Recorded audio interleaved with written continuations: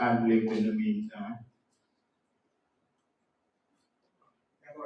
Yes, give thanks and welcome to this, the second installment of the Centennial, Commemorative Centennial Black History Month lecture series. And this is the second one. We had the first one on Monday, the 9th of February, and today, the 5th, we are holding our second in the series. And why, for me, this is so special, and I'm sure for all of the panelists, is the centenary. This is the centenary of the founding of Black History Month. One of my favorite reads here, Carter G. Woodson, The Miseducation of the Negro. This is the person who is responsible for the start of Black History Month. February 1926, exactly 100 years ago, Carter G. Woodson took it upon himself to have Black history celebrated in February. He chose that month. So I don't know, hear some people say, oh, the shortest month of the year, or whatever, whatever. Well, whatever. He chose it. He had the initiative to have a Black history inclusion in the narratives and in the curriculum and however you want to look at it. So if not for Carter G. Woodson, we would not necessarily have a Black History Month. So let's not take it for granted. In fact, I think he deserves a round of applause, spontaneously. Let's give Carter G. Woodson a round of support. Now, the book is called The Miseducation of the Negro. And realize that Negro was a term that was used for Black people at that time. If you look at the writings of Marcus Garvey himself, he used Negro. And if you notice his organization, the UNIA, is the Universal Negro Improvement Association. So that was the term that was used to describe Black people at that time. And then, with consciousness and so forth, we had Black people call themselves Black. And then furthermore, African. So there was, a synthesis, well, not a synthesis, but a definite evolution of form. So that we now, for some of us, see ourselves as African, and we're happy with that label. I don't have to have a hyphen. I don't have to be an African Jamaican or an African American. Just call me African. And my thing is, when I do visit the continent, and I have often now, in later years than in the past, I generally feel a connection, connection with the continent. And it's all of us in here, it's our home. Consider it your home now, all right? And I had mentioned, actually, I was talking with Musa last night, I recently went to Egypt. So some people who are familiar with Egyptian culture, whatever may have observed, this is straight from Egypt, so it's one of the mementos. I got a few Egyptian clothes as well while I was there. Why not? Of course you can indulge. But it's important, Egypt was very important to me because I was looking at ancient civilization. I was looking at pyramids 5,000 years old and older. Imagine when you see these majestic monuments face to face, when you see them, it's one thing to look at the picture. But I'm telling you, when you look at the temples, I mean, the majestic is not blown away. And I told you, for me, it's a life-changing experience. So I am actually going to recommend very strongly, any of you who have not been to Egypt yet, put that down on the bucket list, try and go this year. Don't hang around, wait around. It's mind-blowing, the majesticness. And to think that we were able, African people, to build architectural mastery thousands of years ago. The people had to come, the Greeks came and sat at the feet of the Egyptians, right? Now, people say, well, the Egyptians mastered mathematics. Well, what do you think? Pythagoras is Greek term. But Pythagoras got that knowledge from Egypt. Greeks and Herodotus, a very famous and known Greek historian, says we Greeks got our knowledge, our general knowledge from Egypt. It makes it into Socrates, right? They got their information from Egypt. Now, I just want to show a couple of slides and then have to come on. I'm setting a context here. Presenters. And why Black history? Why is it important for Black people? Well, if we have no knowledge of what we have achieved in the past, how are we going to basically blossom? How are we going to reach of our potential if we don't know what we achieve? If we have a narrow view, a limited view of what we can achieve, because to my knowledge, for most of us, sports and music are the areas in which we seem to be achieving, right? I mean, when it comes to science and technology, we're looking at Europe or we're looking at the USA and so forth. And I've been talking the last few weeks about the state of our roads, especially here in Kingston. Wellington Road is a pain in the neck for me.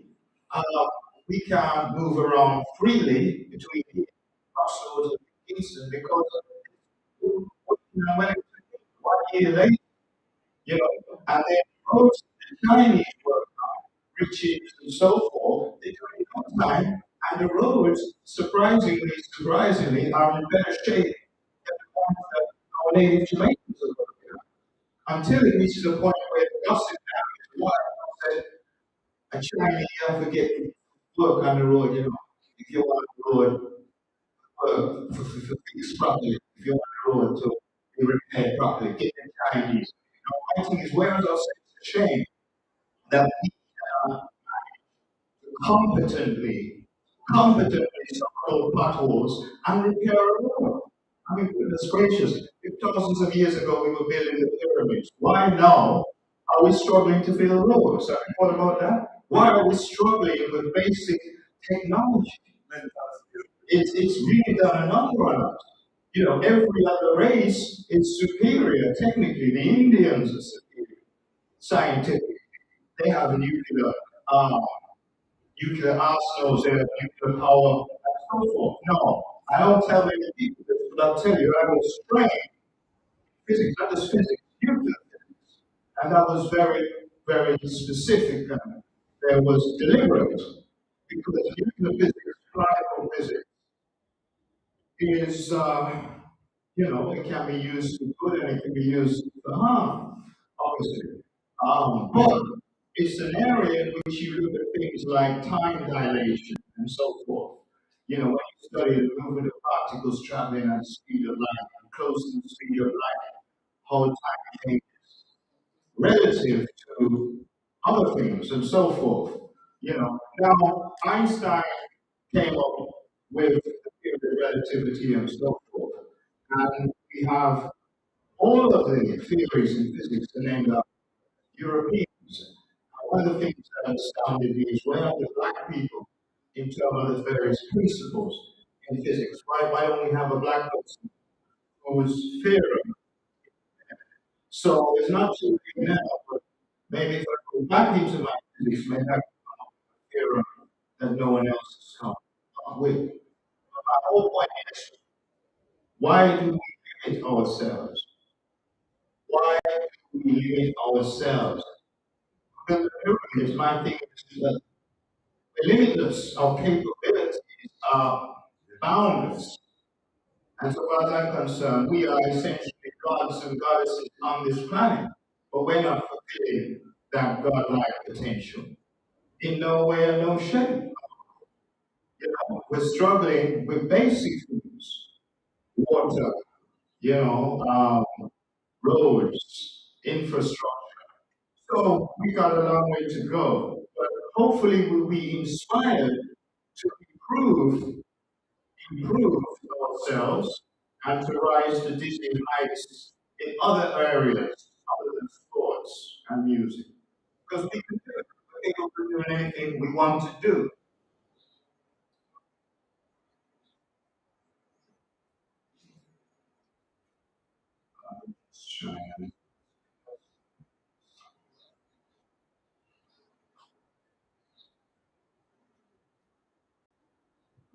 Maybe I can give you my laptop, but I don't have time to look. And I just wanted to go to the first slide.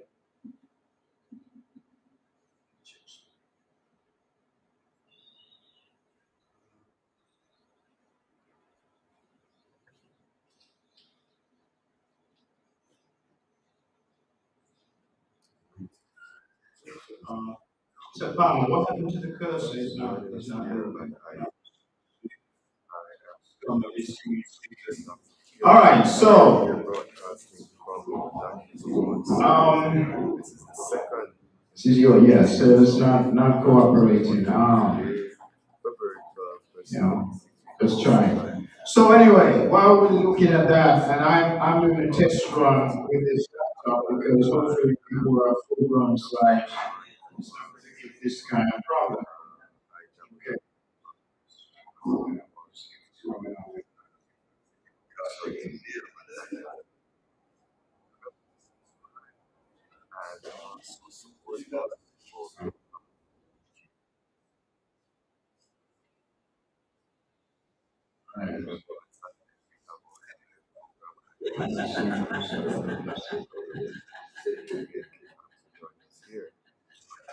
So while we deal with the technology, the other thing I wanted to add was that in actual reality, we anytime I talk about space travel, and as someone trained in physics, for me, space travel is very possible, it's doable, and I'm always asking, do I believe that I have to be the whole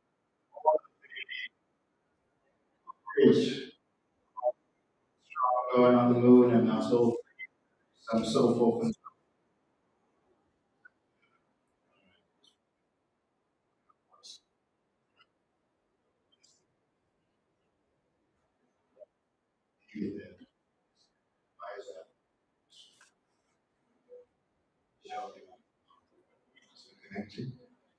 So, Armstrong, did he land? Well, I don't know for sure, but what I can say is that in actual fact, it is possible to get to the moon. The mathematics prove it's possible. Once you overcome the field of gravity, you break that field because gravity is keeping us on this planet. So anytime we travel up in a rocket, we go in against gravity, and you got to break free of the gravitational field that is keeping us on planet.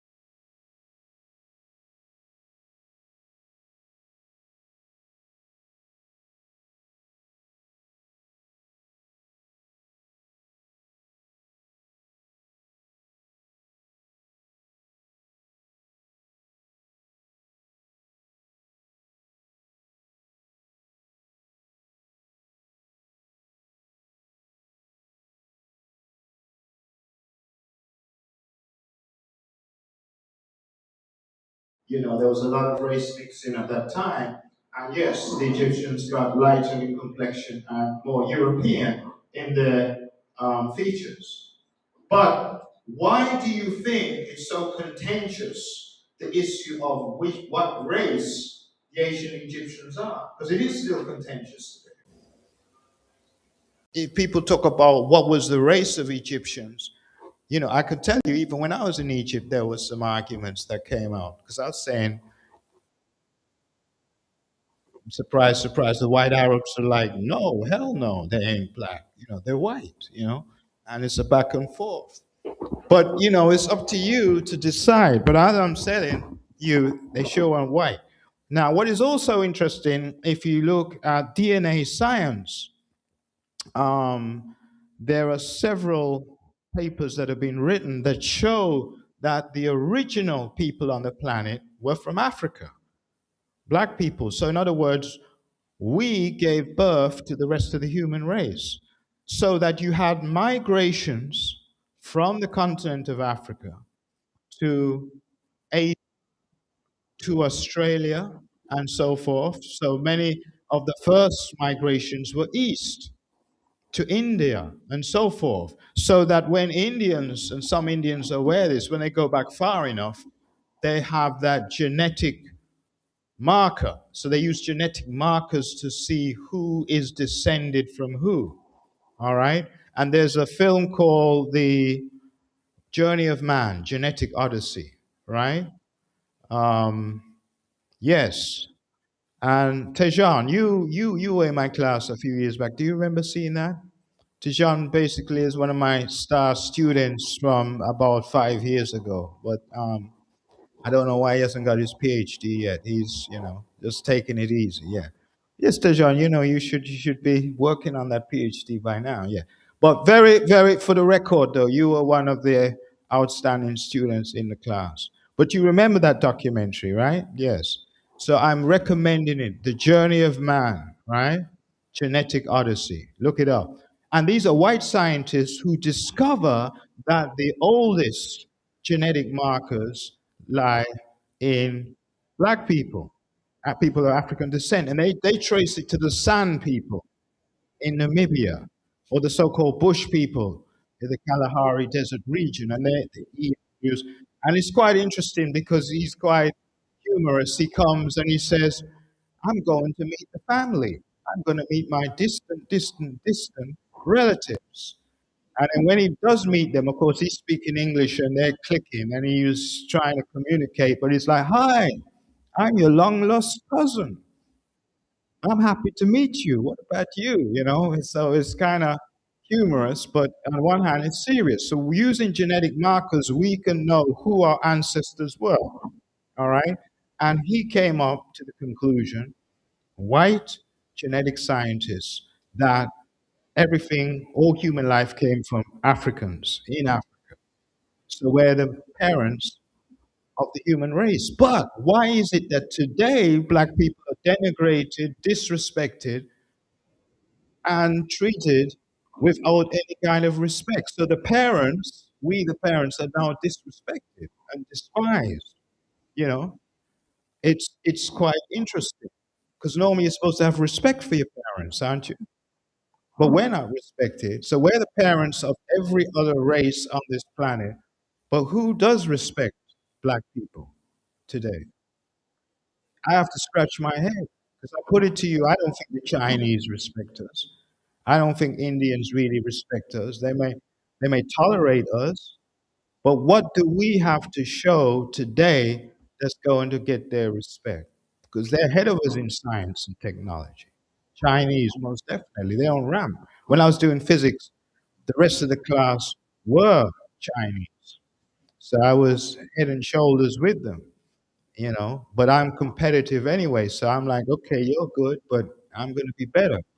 What I mean? I like a good competition. That actually revs my engines up.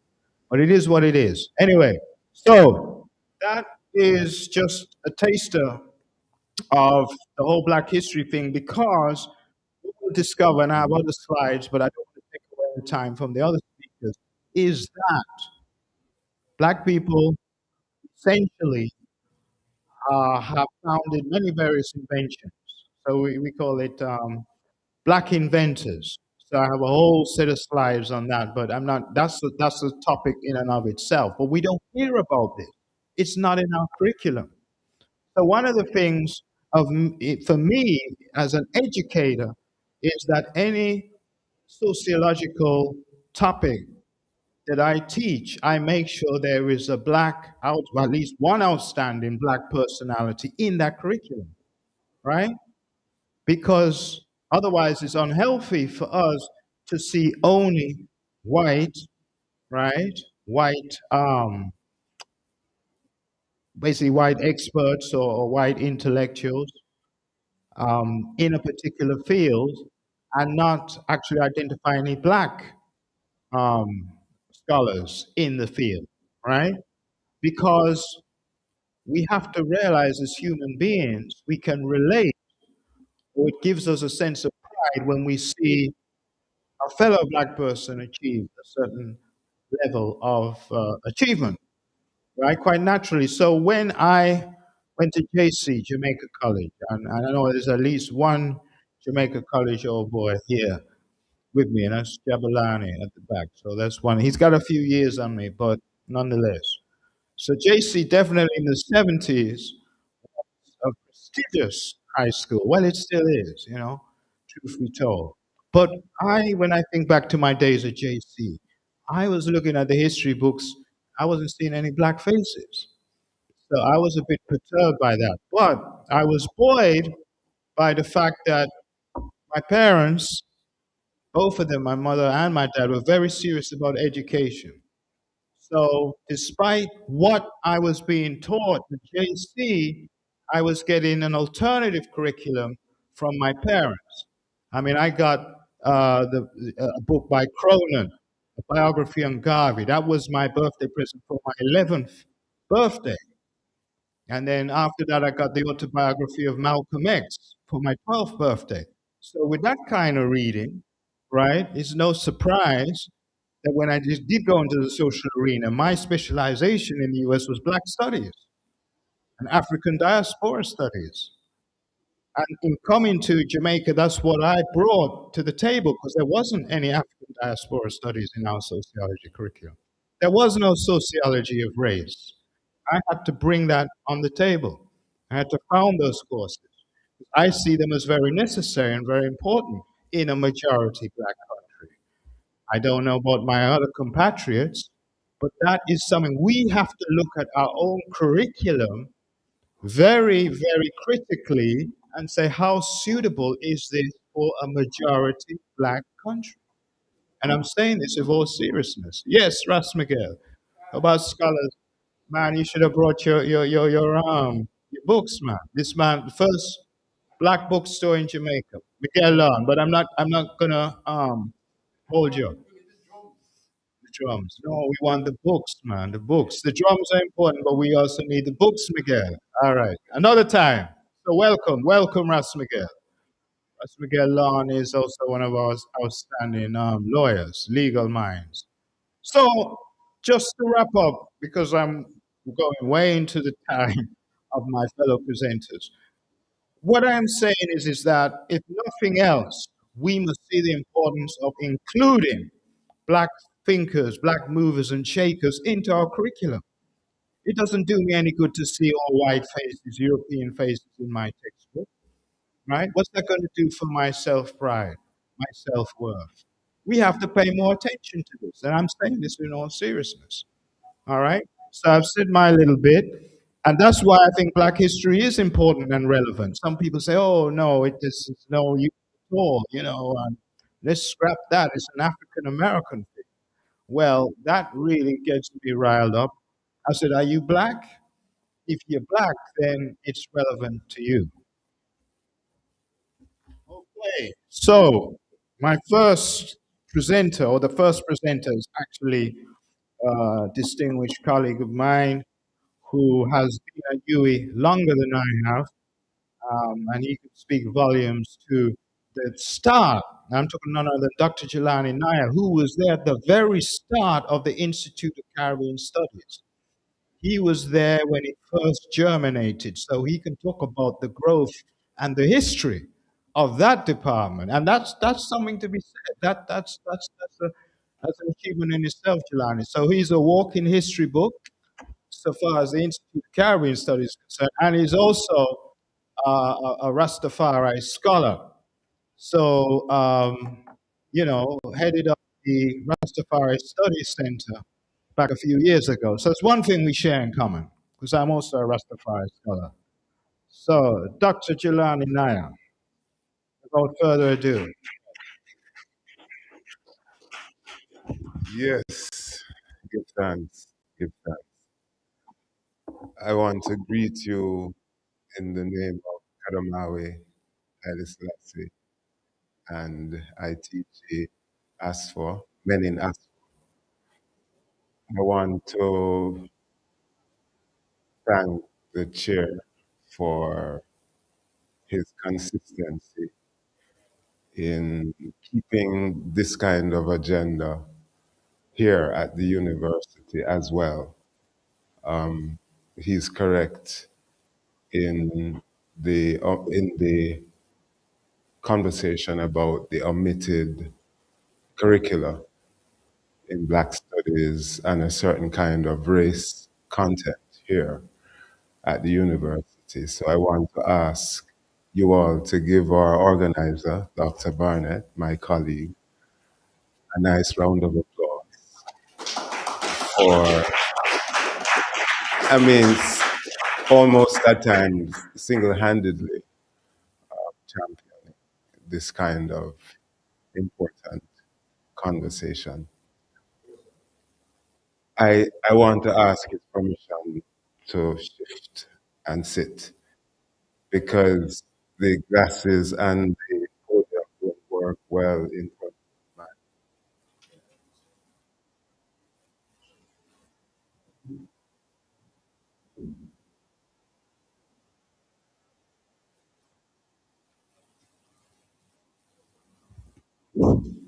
Also, am I being heard?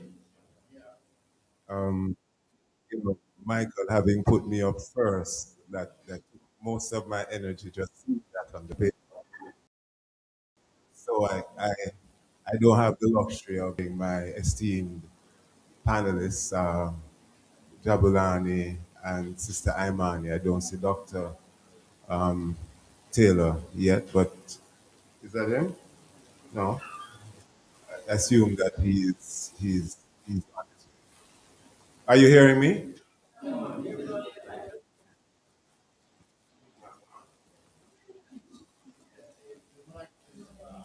Okay. Let me try. I think we're recording. Yeah, this is much better.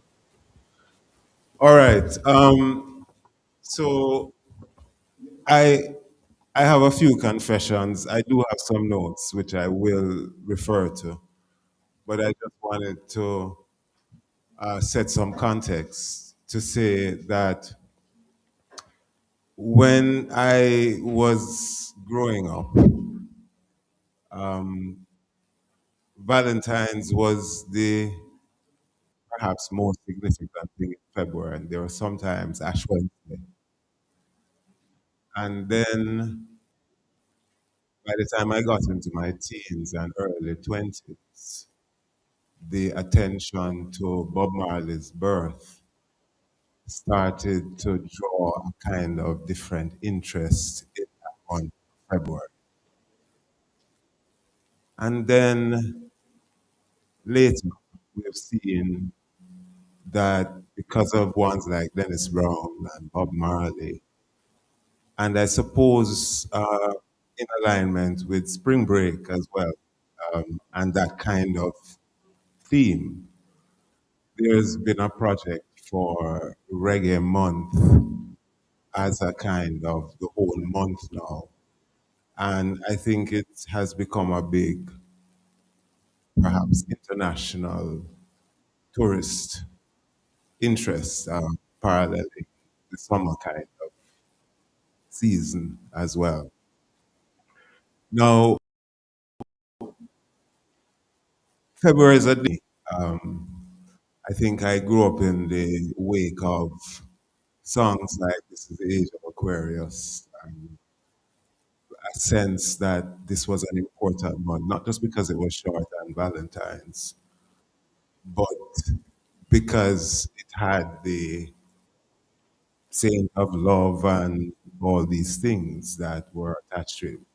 Subsequently, we hear Bob Marley as the best singer on the planet and one of the most important voices in our time. And its importance increased. Now it's dear to me also because I am born in February, 2 days before Bob Marley. And with the attention, I'd say, over the last 15 years, the month has become very crowded in my estimation. Very, very crowded. So much to do in the month. Now, one can say that this is good. I don't know how many of you have been to the African American Museum in the United States. A huge museum full of related histories and memorabilia of African Americans. You can't do it in one day. For those who want to see archives, it creates that. For those who want to spend time and kind of relate to things, you don't feel you have enough time because this feels unending. I want to just offer that as a context for how we treat this important month, what has become a signature month for activism on Africa, on African relations, on African teaching. And to make the confession further, that initially when the month was introduced, I used to see it as a kind of neo-imperialism. Yeah, we are already British imperialists and now we're taking American culture. And I confess that that is an early feeling about it. As I grew to understand the importance of the conversation that was being had in reggae in Black History Month, and how no matter where you're located, the unity around this cause and this knowledge production becomes essential. I grew to appreciate that, yeah, it becomes an important packaged moment for the society to pause and read the African presence, capital A, capital P, and its role to society. So, having said that, I want to get my glasses. What, did I leave them there?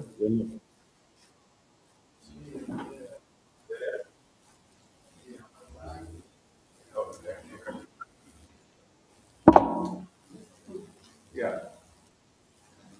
Just to share what I have drafted as some thoughts that we might look into as we look at this subject. I've mentioned the age of Aquarius, and I think that that is an important genesis. My talk is entitled Affirmative Action and Reparation, Black History Month Revisited. I want to revisit the understanding of this month, looking at February as an important signifier, so the age of Aquarius as similar. Now, when we think of the age of Aquarius, we think of a general shift in human consciousness from a me to a we collective understanding and responsibility. We think of spiritual awakening and enlightenment. The age coincides with the month of February. For those who are related to Rastafari consciousness, it coincides with Joseph, who is also described. It's believed to be an era where cultural transformation occurs and tremendous technological leaps also occurs. The timing as to when it starts is disputed. As you know, ages last for millennia. But many people look at the start from Wilsonian principles at the end of the First World War, with that whole collective, organizational, and political framework, to the 1960s when we have the emergence of a kind of social uh, agenda with Black Power and that thing emerging. Some interesting African American Aquarians, if you want to pull on people born in that month or famous, would include people like Toni Morrison, Michael Jordan, Arsenio Hall, and the list goes on. I think, yeah, Amory Baraka, Sidney Poitier, Nina Simone, Chris Rock, Rihanna, Erykah Badu, Rosa Parks, the woman who did not give up her seat, Frederick Douglass, etc. Interestingly, someone like Malcolm X was assassinated in February 21st, as we approach that. Nelson Mandela was released from prison in February 1990. And generally, then, the cognition around the Black History Month,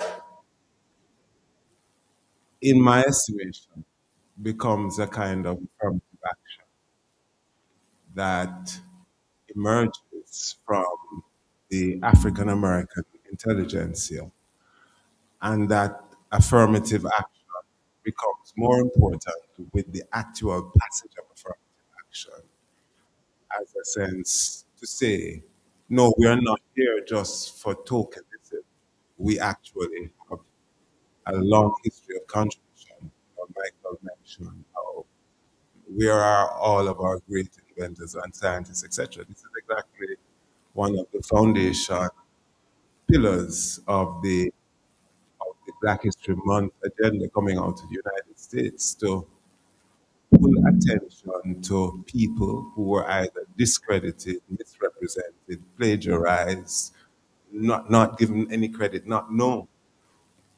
A range of important conversations, advancements, inventions in a range of things, from domestic, things like washing machine and security system, to medical innovations, to traffic innovations, a range of things, some of which we're well familiar with. So I'm suggesting, yes, my brother. It's like 50 inventions for people. There we go. So it exists, it's real. Yeah, man. Serious thing. And that is the kind of affirmative action I'm saying, that affirmative action seemed to some to be a tokenism, where the system accommodated Africans who were not quite worthy because of issues of diversity and justice and these, but that they really didn't belong there. That they didn't have the intellect to be there. And I'm saying that one of the important indications for me coming out of the Black History Month agenda conversation was to set that record straight quite clearly. And so we move from that kind of African American affirmative action to see global need. What I would like to connect to the same conversation, the African presence. Brother Miguel, when he entered, said he should have brought drums. And yeah, when all of Europe and their allies are mobilizing with weapons of war. And that is the number one thing on the agenda, on the spending, increasing in compulsory military service right across Europe, a range of very militarized mobilization. Where are our preparations? I mean, we probably need to begin to take them seriously again because I don't know of our type of demographics having the capacity otherwise to take on the way the world is mobilized. I don't know if I'm clear that where are our weapons of war? And I'm talking in all of the cultural permutations that that has been. And I'm not saying that we are warmongers because we know that we are not that people. But where is our thinking? Who is doing the thinking on that? You know, Marcus Garvey asked us, where are our men of big affairs? You know, affecting whether it's Star Wars or drone wars or, you know, how much pound of this or why you went into Nigeria and looking to do more damage in the Sahel. Or, you know, where is the accountability that our people of big affairs, so to speak, help to dictate in the world? You also have, and this is after the establishment of the Black History Month agenda, a kind of crisis, blackness everywhere. I'm talking particularly about another black episode, the Ethiopian massacre, which occurs on the 19th of February in 1937. Over 30,000 Ethiopians in Addis Ababa alone killed, over 14 million livestock, 2,000 monks, 5 million households, 2,000 monasteries. In fact, and what I'm talking about is we live in a reality where all of what we know, all we are fed as news, all we are given as solutions is provided by a 15% of the world. I'm talking about European hegemony. 85% of the world is subject to those decisions, actions, etc. So when we have that kind of geopolitical setup, how do we begin to defend our people's safety and integrity in general? I'm talking about the way our populations become experimental peoples for technology, for medicine, for food, for all kinds of invention. Uh, Outside of South Africa's posturing during COVID, nowhere within the African space was there a conversation in defense of our own science and capacity to speak up for ourselves. Senegal had some attempts at various kinds of solution. South Africa has had its wrist slapped because it has dared to, you know, say that they're war criminals that are not being just brought brought to justice, you know, what is left of the the maneuvering of our own conversations to represent if the same kind of justice that Israel is trying to bleed out of Gaza. You know, if you think about lack of reparations for the Ethiopians in the same 1937 massacre I'm talking about, the way that our injustices kind of just move on without the conversation about reparation. I think I see therefore a significant highlight in this association developing this unified affirmative action among Africans. I see His Majesty's formation of EWF in the same 1937, months after this massacre, as another major step forward in unifying the African people of big affairs. You know, if you think about it, His Majesty did not get any justice at the League of Nations in 1936. That organization comes a year after.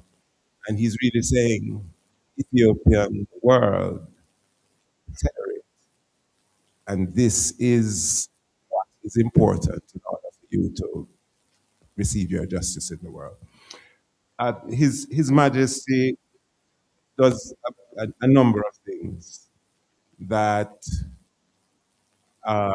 help us. In fact, the same genocide I mentioned, the Graziani massacre in 1936, when His Majesty goes to the League of Nations to represent that atrocity, the Amharic he uses at the time to describe the, the extinguishing of an entire stock of people helped to set the precedent for what would, by the end of the Second World War, become the Genocide Convention. And genocide as a word comes into the international legal and vernacular to describe what starts in Ethiopia when the Italians dropped mustard gas and were really trying to rub out the Ethiopian people. So I'm saying then that in a real way, Black History Month becomes a kind of media advocacy amplification moment. My work with individuals such as Plano is very cool in this room. I don't know if it's me alone, you know. But my work with individuals, is there a possibility to turn off a vent or something? Yeah. Plano, the same Italian massacre that I'm telling you about, individuals like Plano would draw this on billboards and banners. And in a way, I would argue that the sidewalk university, the trench town, open yard experience was our version of our Black History Month, but it wasn't a month. It was a consistent space that would subsequently lead to the development of things like Plano as a major influential elder in creating the kind of environment that was able to nurture ideas that built the kind of conscious reggae that subsequently came from individuals such as Bob Marley and the Wailers and Alton Ellis and others, Ethiopians, Abyssinians, etc.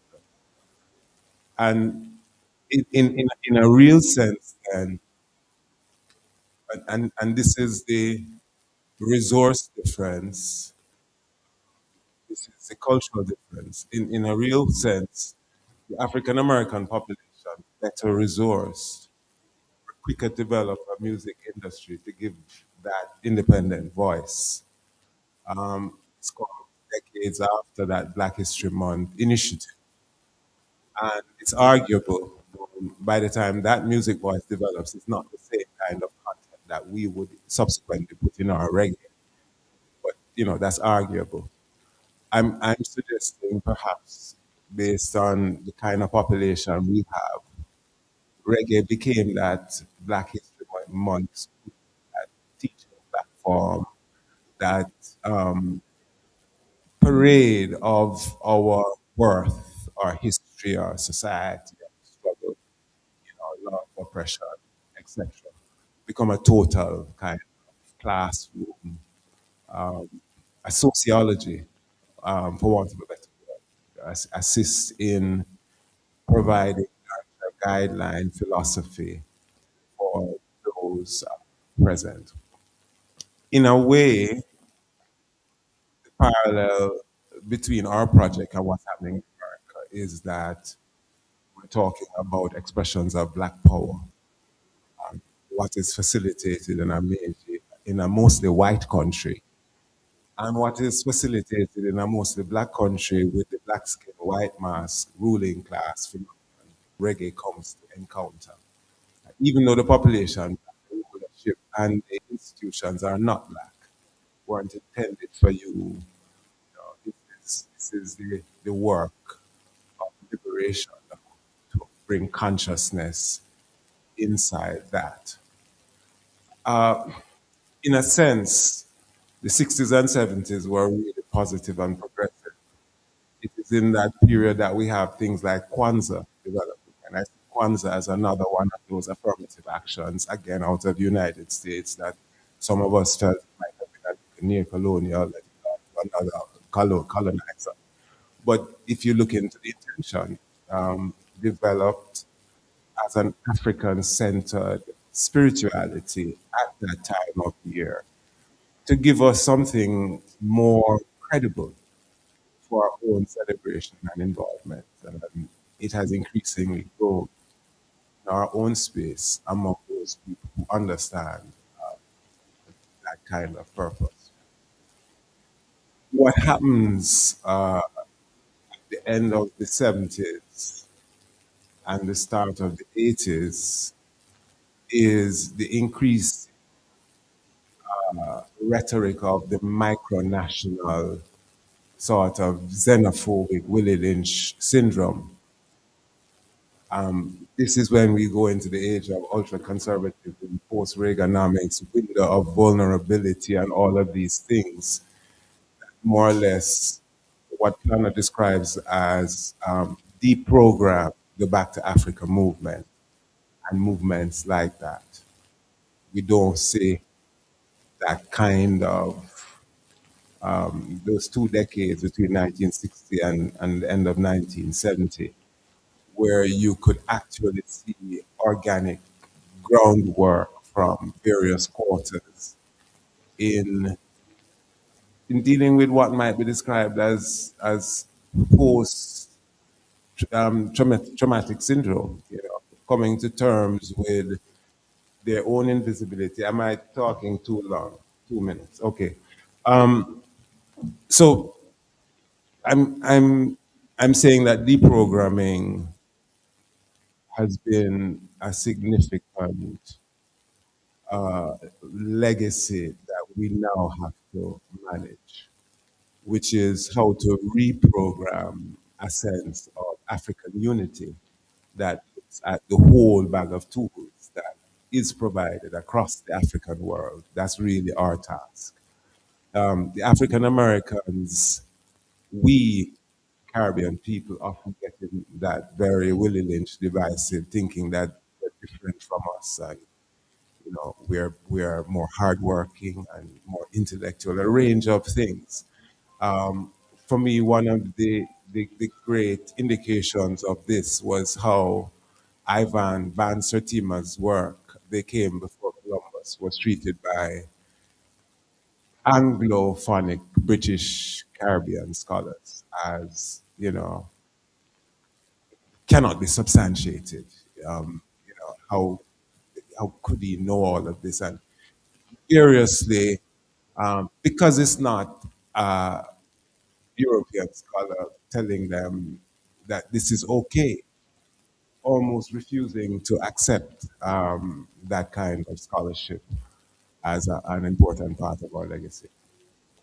I think I've said most of what I wanted to share, and I'm therefore saying that I think we in gathered here thinking through strategies and experience and history could look at African Black History Month as an important moment, what Planner would call to call on Africa on them. You know, Africa is largely unrepresented, ignored. The context of who are still demeaned African Jamaicans is still underrepresented. And in this regard, and the social media of today makes this even more so enduring beyond African Black History Month. The knowledge that we gather through the efforts to frame our contribution and our presence and to break the silence around that presence becomes invaluable teaching inspiration, which we cannot overlook or not support. So, with these few words, I give thanks and I trust we will have more conversation as we open up at the end. Give thanks for All the right. moment. Yes. Thanks, Jahlani. All right. So it gives me great pleasure now to introduce our next speaker, which, and for those of you of the program, would realize it's none other than Dr. Imani Tafari. And Dr. Imani Tafari is not just a well knowledgeable gender expert, she's a very,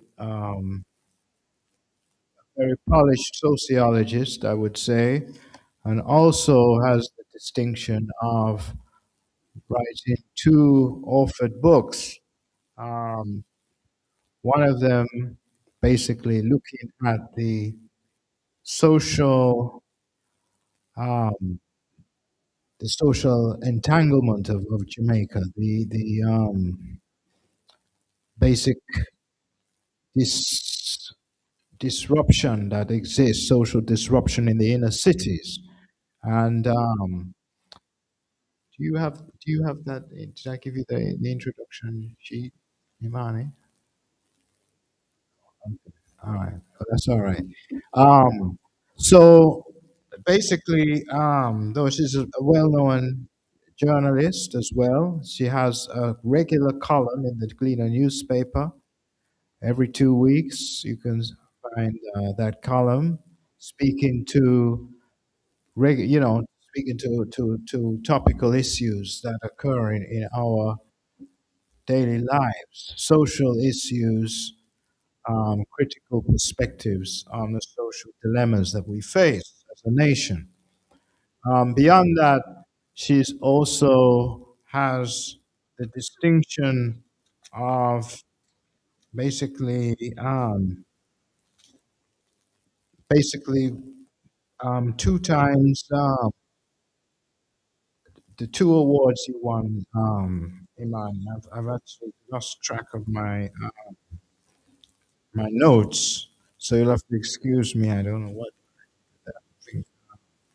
But anyway, Dr. Imani Tafari is a well-renowned scholar activist as well, very importantly. So she's not just a scholar, she's an activist in her own right, and also an expert in gender studies as well. So in talking about the gender dynamics within the sociological framework, Imani is very versed in that. Overall, somebody I've known for more than 20 years, more like 3 decades now, I think. And Imani has impressed me as irrepressible, courageous scholar activist. So without any further ado, let's give it up for Dr. Imani Tafari.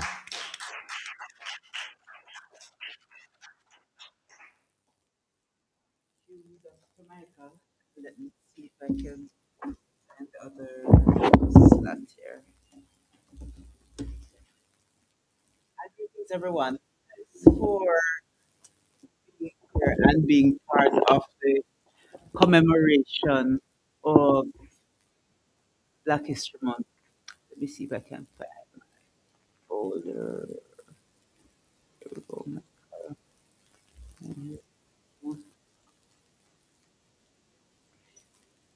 But is it connected? Slideshow on the beginning.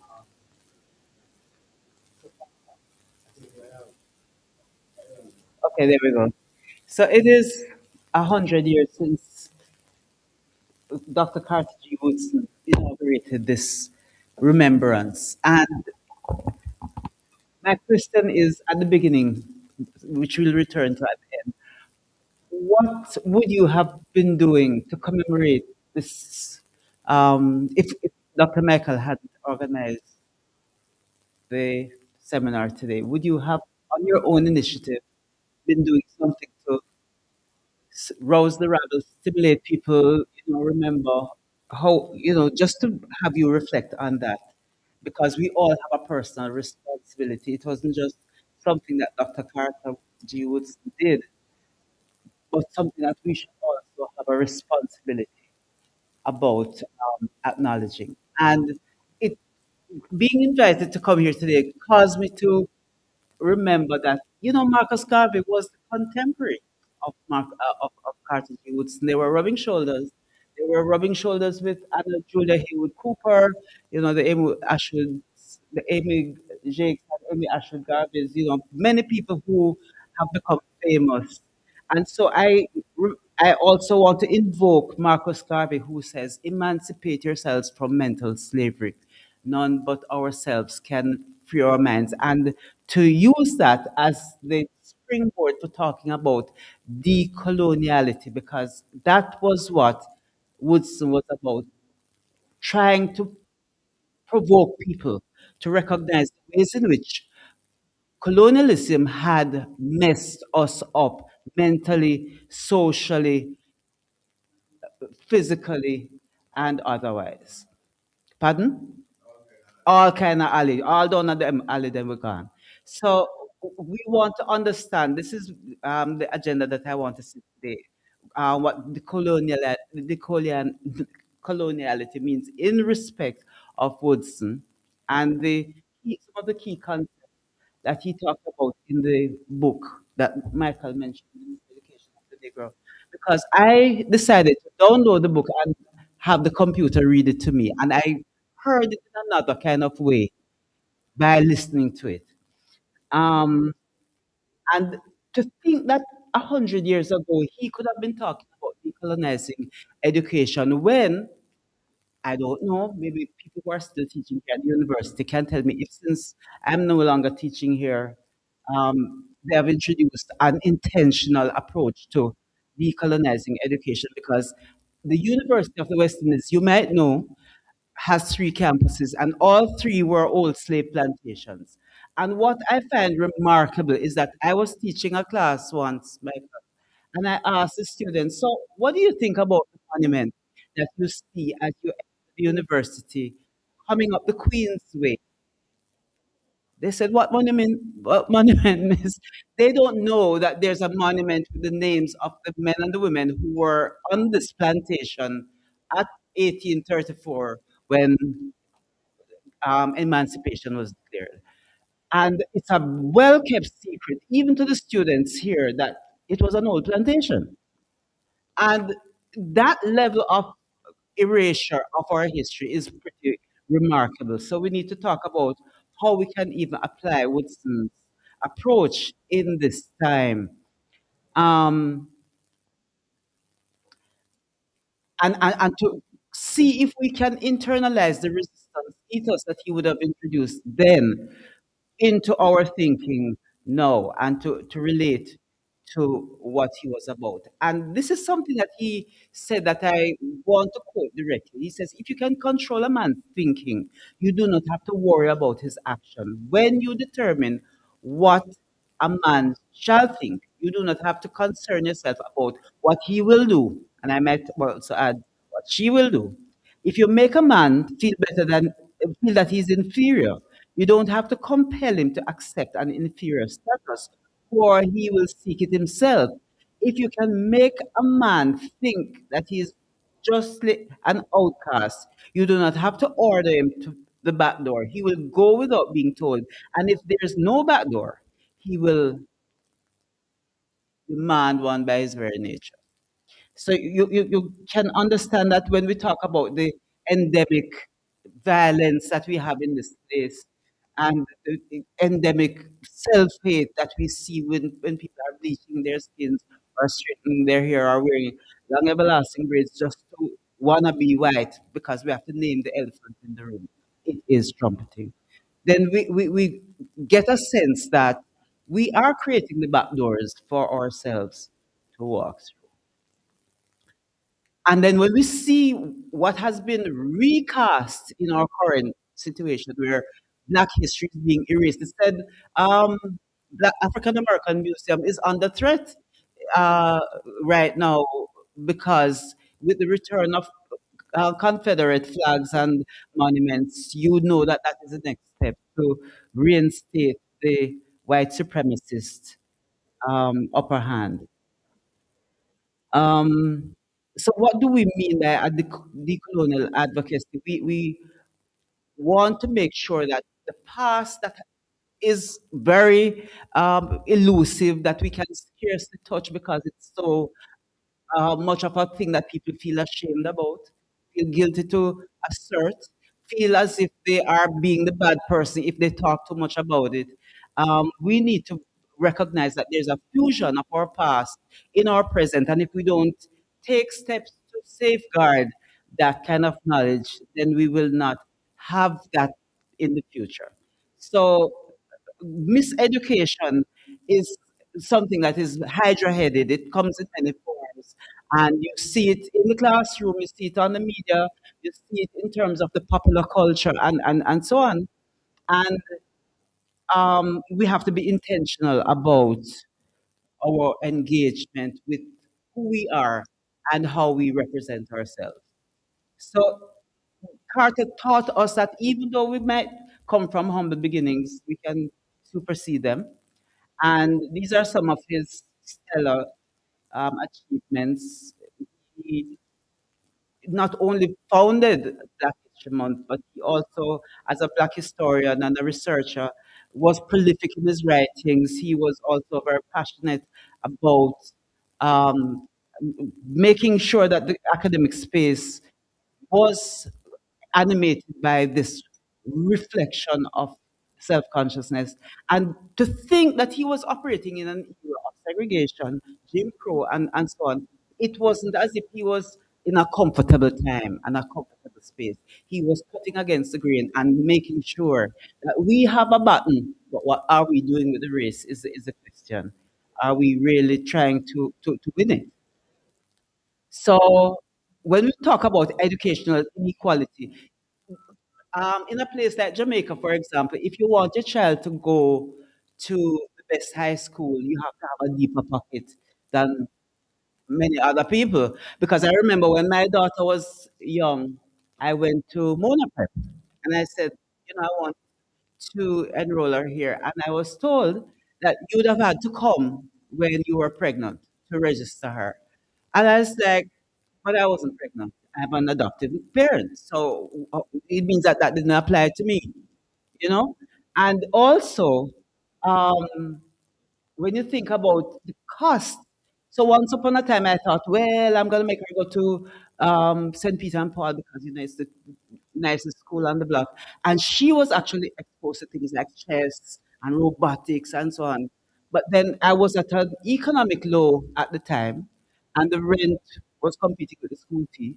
And I thought to myself, but if I'm relatively privileged in the society because I have tertiary education and this and that, could, I had a job and so on, and I couldn't afford it. You could imagine the average person wouldn't even think that that would be an option for them. So we have a very racialized, class specific, and uh, stratified education.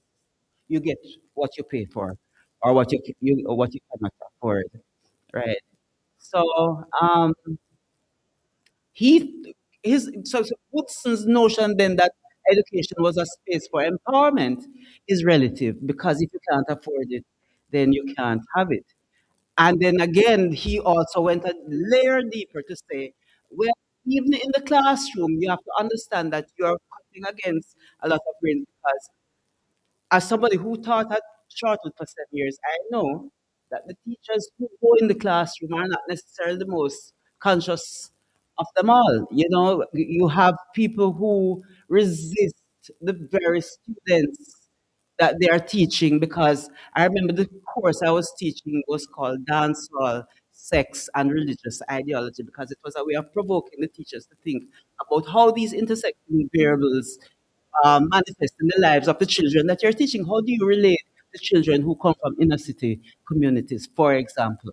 And there's like, oh, they wouldn't want to engage with that because it's cutting against their religious background. Because for me to bring them to Pasa Pasa, for them to see how sex is displayed in the public space, it was cutting against their notion of piety and so on. I'm like, but you're rubbing shoulders with people who are what you object to. How is it that you're going to teach? And I was amazed that years later, my daughter had one of those students as her religious education teacher. It was a whole other story. But it shows you that um, we're not far from prejudice in terms of how even these projections operate in children's lives. And so we cannot pretend to be apolitical when we are being um, when we're engaging with students in the classroom, for example, because you have to have a standpoint in order to make your point that much more poignant. So miseducation in this context shows that you can lose your way even as you're trying to pursue higher education, or even medium and lower levels. Woods identified education as a primary technology which the colonial powers used to brainwash us. So the notion of a white God, you go to church and sing, "So wash me that I can be whiter than snow," so that the religion that you might pick might also reinforce that miseducation. The cultural space that you might also occupy, because you might then get the layer of the God the Father, God the Son, God the Holy Spirit, where's the woman and all of that kind of reinforcement that makes you also alienated from your own self identity. So um, we have to be the ones to then question whether we are actually reproducing the very mechanisms of oppression in the ways in which we remember, in the way in which we teach our own children to be who they are, to make certain choices, and how do we relate to the fact that we might have received these marginalized points of view, but we have the objective of being architects of transformation. So from a decolonial perspective, we have to also realize that when we deny our own history, we are complicit with our own oppression. When we refuse to even be on Michael's organizing committee to make sure that this can be a bigger event, then we are, let us say, complicit, yes, complicit with the Eurocentric values that would want that to be the status quo, and that we are afraid, unjustifiably so, of crossing the rubric of white power? How do we challenge white power? Is that is, is that the rumor that is going around now that Jamaica refused to help Cuba with the oil? Whether the government is denying it, but let us say if it not go say it nearly go so, because we have been capitulating to the dominant Monroe doctrine or Donroe doctrine in the region, and that is a dangerous precedent that we're setting in terms of not being able to acknowledge Caribbean sovereignty, Jamaican sovereignty, helping out our neighbors because we are very indebted to the Cubans and to Haiti, incidentally, which is now surrounded by three warships. And if it wasn't for Haiti, let us just say at this moment, we wouldn't even have a platform on which to talk about human rights. So um, to capitulate to the Marco Rubios and that kind of prejudice that they're fostering within our hemisphere at the moment is to um, undermine our own existence. So I would want to know, challenge us to be part of the critical thinking mass or the mass of critical thinking that would push back if we should have that kind of courage to ensure that the dominant forces don't um, en- entirely erode our possibility for surviving what I think is a current holocaust of unjust power and a decolonial analysis would then encourage us to say, all right, we need to even learn Spanish and French and Dutch at this 11th hour because we are more umbilically tied to our former colonial or even current colonial masters because we still haven't achieved sovereignty when we have a king as the head of state, a king representing a Britain that would still um, want to possess us with our own, yes, to use the word of the day, complicity. So what do we want? Ultimately, well, Jahlani talked about it. We need reparatory justice. And again, there's a shroud of shame surrounding that kind of demand because when people talk about, oh, slavery is past, for whom is it past? Because for us, it has an enduring legacy. We see it in the debt that we still have to service. We see it in the mitigated harm that people who are exposed to hurricanes will have to contend with because when we look at our topography, it was definitely substantially damaged because of the colonial hand in our ecology. And we need redress and we need to not be ashamed about demanding it. And here we are, 100 years after Woodson, still bungling our way through how do we even articulate that demand? How do we have a space of solidarity to make sure that we don't all go down the drain? So here we are. Yes, we can talk about UE as a space that you are um, privileged, Michael, to be able to mobilize the forces right now, but maybe not for much longer. And you still have to find a way to you will not just be a passive recipient of this history and perpetuator of the injustice of not being critical enough about it. But when you can be still driving up a Queensway, it shows you that we still haven't even questioned the environment which we are subscribing to here at the University of the West Indies. So I'm going to leave it there. It's a longer presentation, but in the interest of time,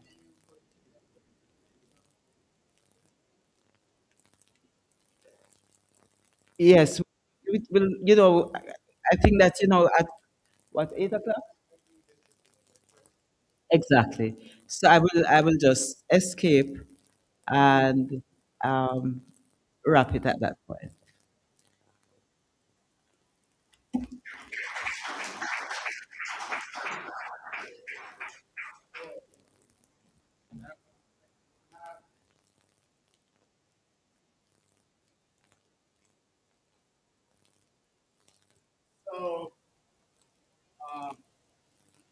Now, introduce someone I've known for several years now. Actually, I was just reminiscing. So I met this brother more than 30 years ago. It doesn't seem that long to me. But fact is, we're all getting older and time is moving. So, yes, it has been more than 30 years that I have known Jabulani Tafari, who I am speaking to. And one interesting coincidence is we went to the same school, Jamaica College. So we're both JC old boys. But Jabulani has a few years on me, none the same, not to make too much of a point about it, but the several years. So while I was a youngster in the mid 70s, a young teenager, Jabu was a full grown man and done a whole heap at that time. So the brief bio on Jabulani Tafari, who was flown here from South Florida, especially for this occasion as we commemorate the 100th anniversary of Black History Month. Jabulani Tafari is a multimedia journalist. He's a graphic artist and managing editor of the Roots Reggae and Culture magazine.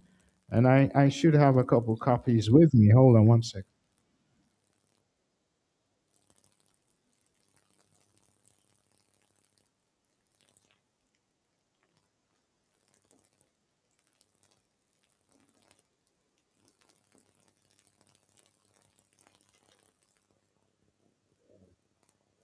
Maybe I left them in the office. But this is a magazine that is very, very informative. It's powerful reading, and you'll get to see it very soon. Anyway, Ras Jabulani is also the author of the self-published book, A Rastafarian View of Marcus Messiah Garvey. And that's a must-read. Telling you, very powerful read on Marcus Garvey through a Rastafari lens. Further, he has edited and he's done the graphic layout for a number of other books, including Imani Tafari Ammer's Blood, Bullets, and Bodies. So Dr. Imani Tafari Ammer, she didn't make mention of that profound book that she released. The Blood, Bullets, and Bodies is available at the bookstore right now, as a matter of fact. And the Philosophy of Opinions of the High Priest by Priest Douglas Smith. So Jabulani edited that as well. Jabulani Tafari has the distinction of being the first dreadlocked Rastafari ever to work in the politically volatile newsroom at the former Jamaica Broadcasting Corporation, otherwise known as JBC, in Kingston, Jamaica. He was also the first Rastaman in Jamaican television history to appear on camera as a TV news reporter. Jabulani Tafari's cultural approach to multimedia communications has earned him many accolades and awards over the years. He received the Ranny Williams Prize for Cultural Interest in 1981, becoming the first Rastafari journalist ever to win a Press Association of Jamaica National Award. Yes, yes, clapping, man, clapping, definitely. And due to his outstanding use of the broadcast and print media to promote reggae music in Jamaica during the early 1980s, Jabulani Tafari was named Reggae Journalist of the Year in 1984 by Rockers Magazine. Jabulani Tafari was the producer, director of the award-winning 1985 documentary Inside South Africa. Yes, yes, powerful, powerful. And Jabu, hopefully we'll get to see that in the near future. I mean, it was made decades ago, but still has some currency today. Inside South Africa documentary of South Africa in the 1980s. Must see by ones and ones. Maybe we have to do a tour, a film tour with it. So additionally, just to wrap up, so he was the award-winning director for Inside South Africa, the first documentary with a reggae music soundtrack. Can you imagine that? The first. So hopefully we'll get to see it in this calendar year. I probably have to to use some tactical tactics to get Jabu to do that, but we'll see. Tafari was also selected by the Broward County Library and Broward Community College, the 2005 Culture Keepers Award for his contributions to the South Florida community. In the meantime, Rasai Jabulani is the vice president of the Roots Foundation, Inc., which staged an annual Marcus Garvey birthday celebration in Florida for a 20-year period from 2004 to 2024. And I think that deserves a clap, if nothing else, because that's hard work. I know it, man. That's hard work. 20 years straight. He's currently working on the next volumes of Rastafari in the 21st Century, a book he co wrote with priest Dougie Smith. Volume 1 is a tribute to the Rastafari elders, was published in 2023, and it's a pity you never bought any copies, Jabu, of that book. But that's a great read, right? A tribute to the Rastafari elders. So the next time Jabu has the occasion to visit Jamaica, I am going to make it a point that he carries a suitcase full of books. All right. So, without further ado, let's welcome Jabulani Tafari to the stage. Yes, give thanks.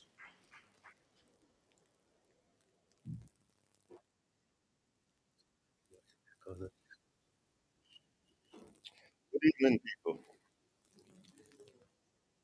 That's not the real introduction, but I'm just speaking. Meanwhile, I take out these jump drives and yeah, I'm gonna just pull it out. Hold on.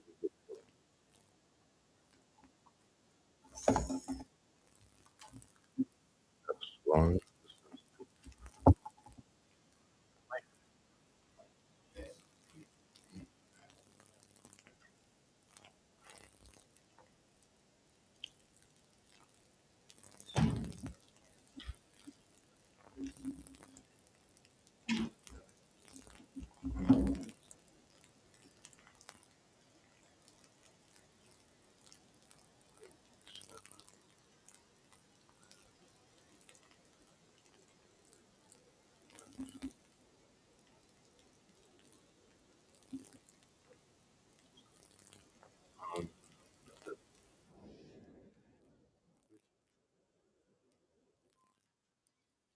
Greetings, greetings. Thank you for joining us today. We're here at University of West Indies Morning Campus. This is again for those who are watching. We have to subscribe or support that brings this gives us. Yeah. So here we are. Or Black History Month 2026. Hello.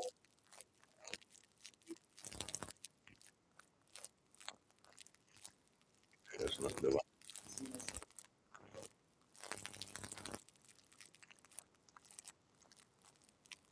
I did.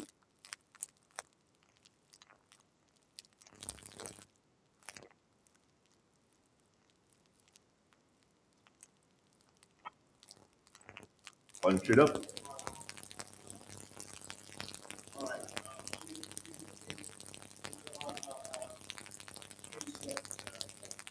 Well, I will just start in the meantime because Black History Month. Well, Black History. Black history really means African history. So when they say Black History Month, they mean African History Month.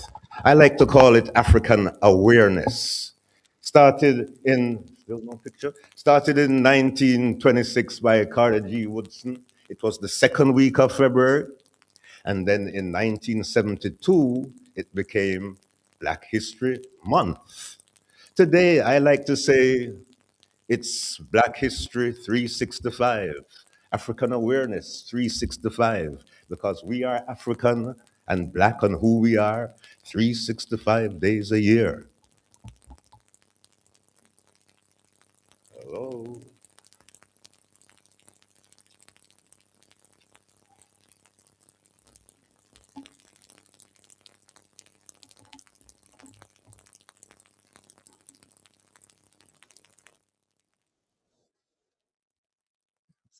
Greetings. As we wait for the presenter, we ask you please check out our YouTube channel. Remember, this is the second in the Black History Month series here on I.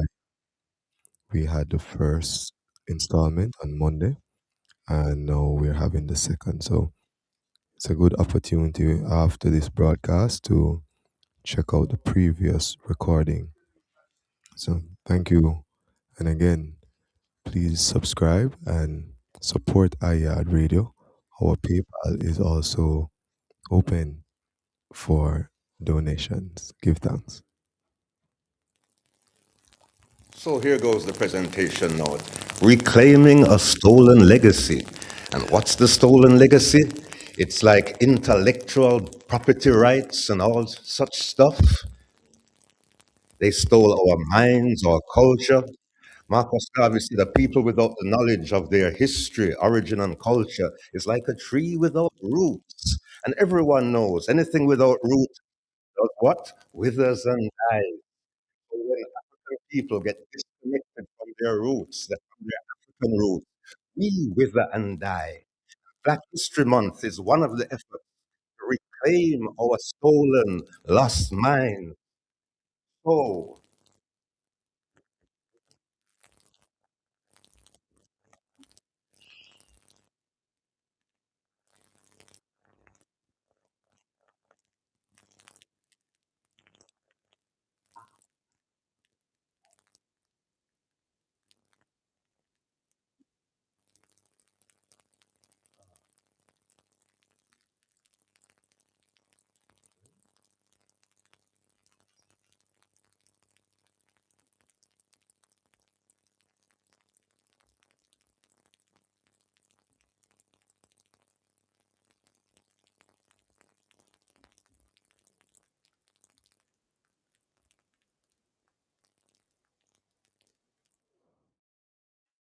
If you have an interest in advertising here on iYard Radio, we invite you to email us at iyardradio@gmail.com or call our offices at 876 566 5556. Again, 876 566 5556 for iYard Radio, the community online radio.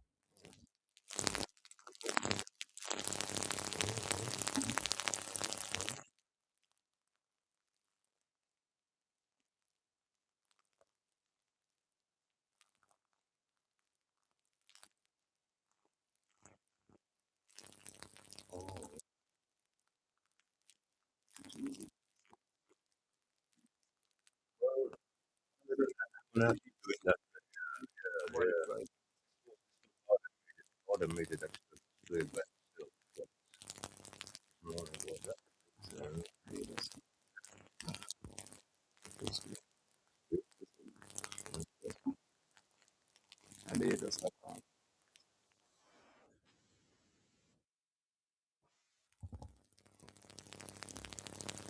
okay, here we go. Rolling. So now, some people think that Black History Month is just for African Americans, but Black history, African history, Black people are all over the world. So African history, Black History Month is for Black people everywhere. In Jamaica, Queen Nanny of the Maroons, she created Black history in Jamaica. Sam Sharp, Paul Bogle, they created Black history in Jamaica. Marcus Garvey, he created Black history in Jamaica and around the world. So no one can tell me, oh, I got to advance it, that uh, Jamaica has nothing to do with Black history, because it surely does. Now, the new thing is Reggae Month. And in my opinion, reggae music is Black history music. Come on. There's no other genre of music in the world that talks about the affairs of Black people, our suffering, our future, like reggae music. So, reggae music is Black history music.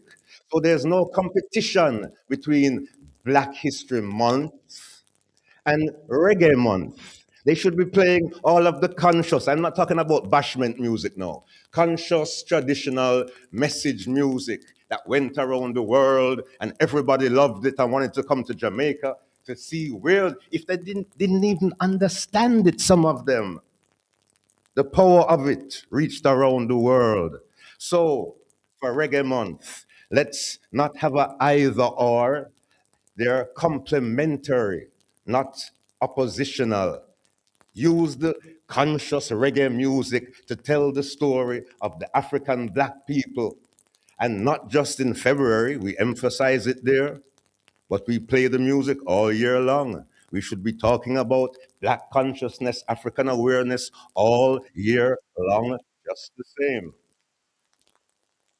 So, Black History Month again is not just for black people, because a lot of Chinese, Indian, every kind of people, they follow the white people looking down on us black people.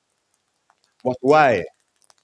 Because they don't know our history. The history of the whole world is based on African intellectual property. The roots of world civilization started in Africa. So people who think they are superior to us and we are inferior to them don't know our history, or they would know better. So the whole world, not just black people, needs to know African history, because African history is the basis of their history. So without starting at the beginning, you won't follow the course going through. Now, why do we need Black History Month?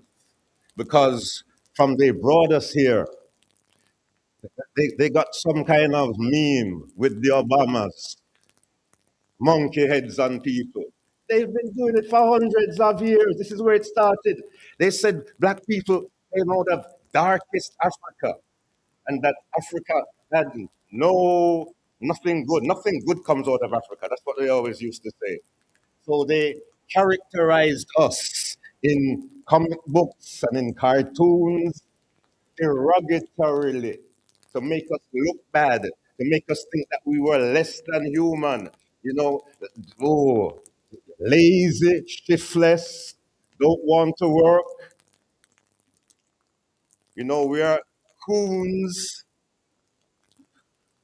we, we, we are cannibals. Because when I was growing up, we saw a lot of these things with big pots and white people in the pots, and we're boiling them to eat them because that's what Africans do. That guy says they aren't going to like the taste of this soup because he's peeing his pants in the soup. That's why he says that. And that's can't wait to boil them to eat them. They had minstrel shows, black and white minstrel shows, red lips, black face, and acting like kudamunus, and all meant to show how stupid and inferior we were. These were the cartoons and the propaganda being put out by the mass media. 1600s, 1700s, these we're looking at now are the 1800s when you see this kind of stuff happening. So, black people were supposed to be good nigger slaves, happily eating watermelon. That's all we do, eat watermelon, and we're happy. Put black people in a melon patch, you got them covered. To counteract all of that now, this brother here now you see, John B. Russworm, a Jamaican, because in African American, Black American history, people from Jamaica and all over the Caribbean always traveled and were part of the Black freedom struggle in Jamaica. Not just Marcus Garvey alone, he's the most famous Caribbean person that Black Americans recognize, but there's a whole bunch of them otherwise. Malcolm X people came from the Caribbean. That's just one example. So John B. Russworm, this is 200 years ago, 100 years before the start of Black history, Black people started to push back on the propaganda. So John B. Russworm, along with an American called Samuel Cornish, started the first Black newspaper in the United States in 1826 called Freedom's Journal. And it was fighting for equality, and it was a voice for the voiceless to put our opinion and our history out there in the space, in the media space. So this is 100 years before Russworm, before Carter G. Woodson. Thank you. So we've been trying to push back intellectually and otherwise for a long time, not just now. Now, after Russworm in the rest of the 1800s, of course, after the Civil War, came the Ku Klux Klan, trying to take back the emancipation that followed the Civil War. And in 1915, The Birth of a Nation, the first blockbuster movie in American history. You hear about blockbuster movies? This was a silent film, just a musical score and no talking. But you can see what's happening because the Klan are saving some poor white ladies who are being threatened by some black people who were really white people dressed up in blackface with red lips, pretending to be black. And they're running after the white girls, and the brave knights of the Ku Klux Klan are saving them like knights in shining armor. We know it, Birth of a Nation. Go home and Google it.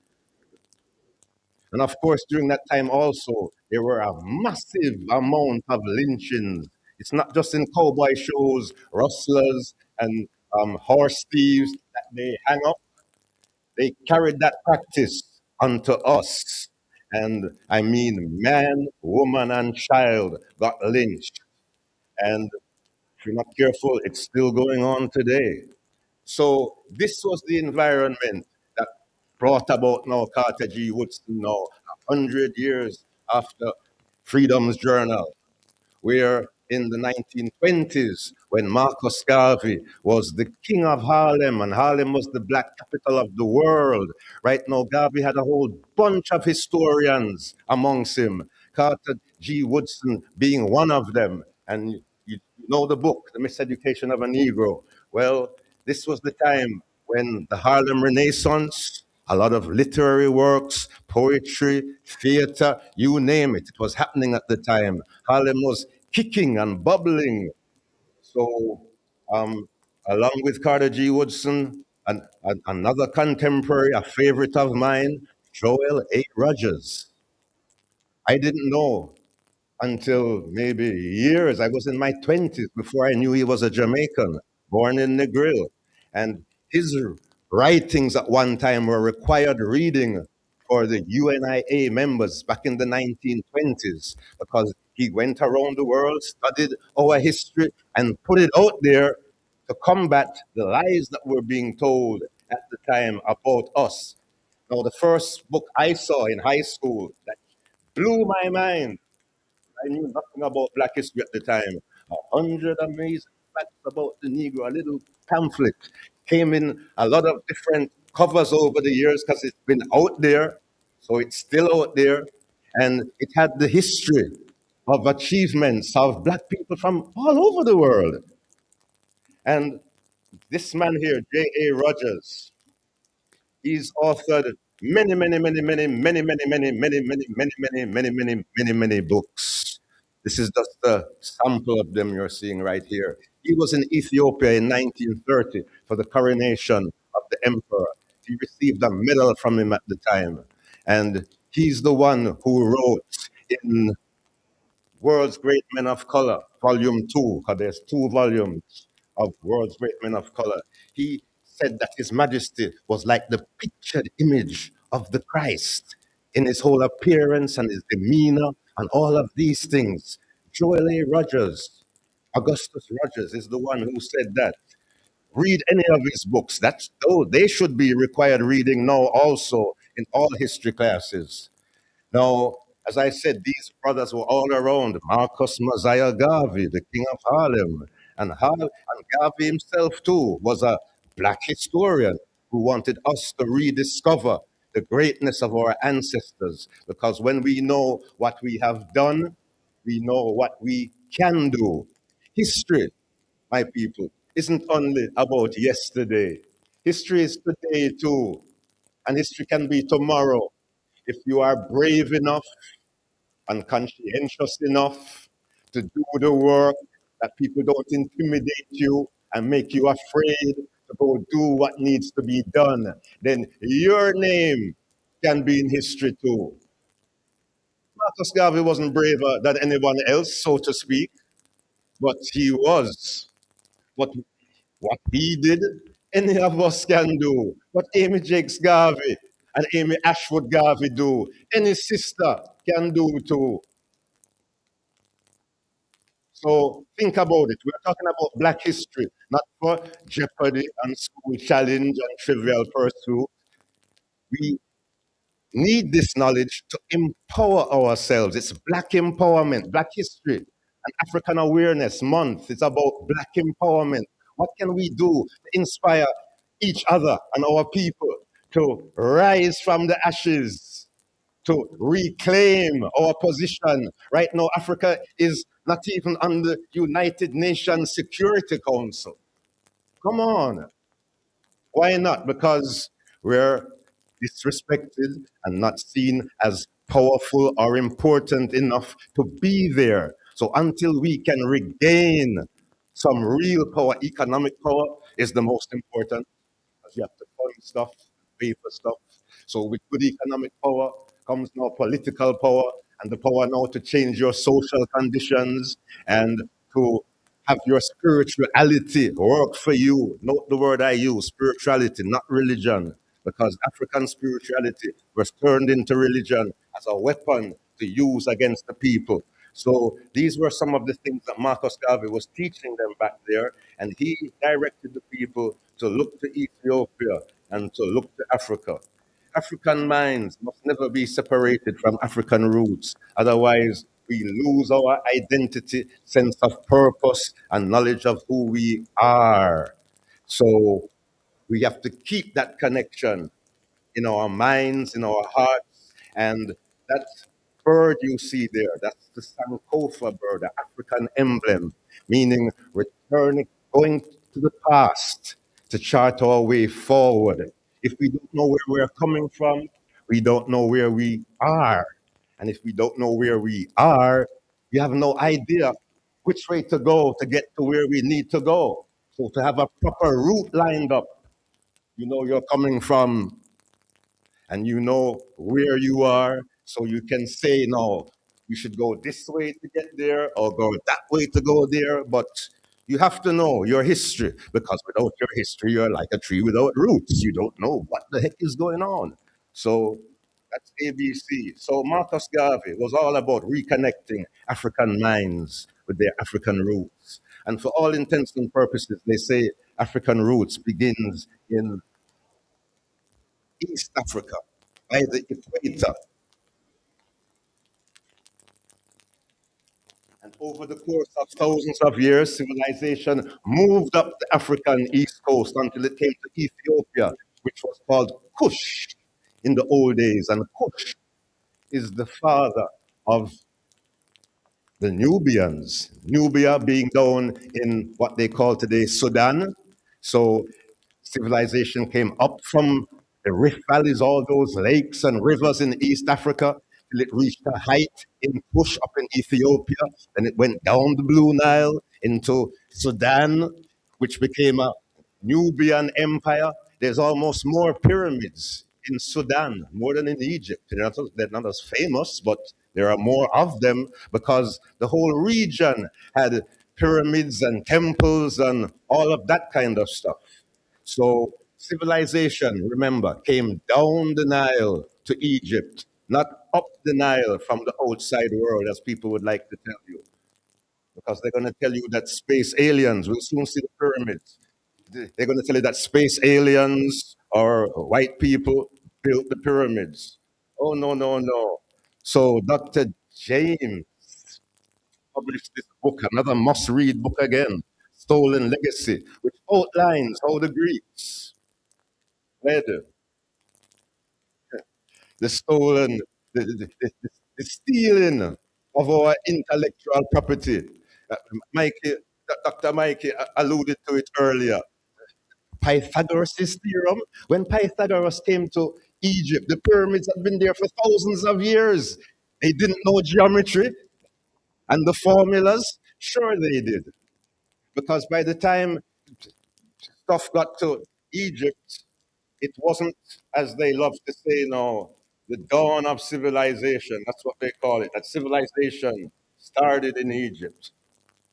Not really. My research now has shown me that by the time civilization got to Egypt, it had been in existence for thousands of years before. So the Egyptians weren't novices learning mathematics and learning science and learning architecture. They had perfected it, which is why the pyramids on a north, south, east, west basis, they are perfectly aligned with the stars in the sky. They are perfectly aligned. The dimensions in different measurements of the pyramid are all mathematical formulations. So these people weren't learning this stuff. This wasn't scientific theory. The pyramids are the proof that they knew how to actualize and manifest their knowledge. And they did it with a degree of perfection, which modern technology still can't comprehend how they did it. You know, one of those stories? So civilization dawned on the plains of Giza. No, civilization was perfected by the people of Kemet. Kemet is the name the people call their own place. Egypt is a European name for us. Cush, Kemet. Cush, the father, Kemet, the daughter. The daughter became world famous because these pyramids were put there. But now Professor Michael was just there. These pyramids at the time were the tallest building in the world, the biggest buildings by terms of volume. And what we see today, remember, these are the ruins of the pyramids. People have been grave robbing and stealing stuff and trying to pilfer stone from these pyramids for thousands of years. We've all seen the thing, life after humans. 5 years, 10 years, 20 years, and the buildings are falling down and grass is growing all over. And in 100 years, the building is gone. So these people built these buildings, and 5,000 years later, after being vandalized and robbed in the desert with harsh climatic conditions, they're still there. The pyramids were the first wonder of the ancient world. There were seven wonders of the world architecturally. The pyramids were the first, and they're the only ones still with us. This is an artistic rendition of what they might have looked like at the time, covered in limestone with a gold tip at the top. The gold tip was stolen whenever the limestone was all ripped off. And like I said, they've been chipping away at these 20-ton, 30-ton blocks of stone raised up 400 feet in the air. How? Modern science still doesn't know. So I am telling you, remember, this was built without cement, without mortar. They just placed them and they haven't fallen down after 5,000 years. So these people, as architects and as scientists, knew how to do their thing because their thing has durability like none other. And these ruins of the pyramids show us that. I can do it like that. Now, the Sphinx. We talked about Napoleon, the French, coming into Egypt and seeing these images with the broad noses, which showed the origin of the people who created them. They turned the cannon on the Sphinx and blew off the nose, which is why the Sphinx looks like how it looks today. But no, the Sphinx is even older than the pyramids. The pyramids are 5,000 years old. Right now, the Sphinx is anywhere from 8,000 to 10,000 years old, built out of harder material and the pyramids themselves. So whatever technology they use to carve this thing, like I say, they knew some science. These weren't amateurs. This is a picture of the pyramids with Cairo in the background because they're pretty near to Cairo, down at the mouth of the Nile after civilization came down. How many cataracts from Ethiopia? Down, down, down, down. The upper kingdom, which was the earlier one of the Kushites, and then the lower kingdom, which is down nearer to the Mediterranean and the mouth of the Nile. This is Cairo, right there we're seeing. So now, up the Nile, the temple. Here, there are more temples in Egypt, Kemet, than probably anywhere in the world. And again, the scale, the size, talk about, oh, you have a 10-foot ceiling or a 12-foot ceiling, or these might be 20-foot ceilings up here. The ceilings you're going to see now were like hundreds of feet up. The size and scale of their engineering defies modern comprehension.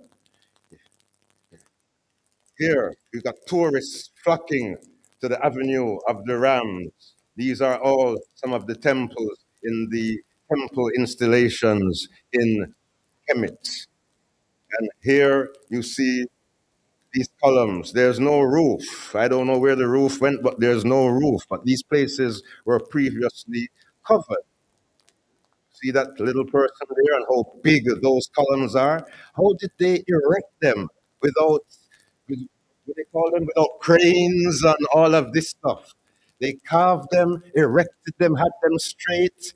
What technology were they using? These weren't simple people. These weren't primitive people. Space aliens didn't do this. Europeans didn't do this. People, if we did this then, I'm sure we can do more today. It's up to you who are all listening. So these temples, I think Professor Mikey got to see some of these temples too. Now, again, the stolen legacy. They've taken our symbols and our signs. Oh, okay.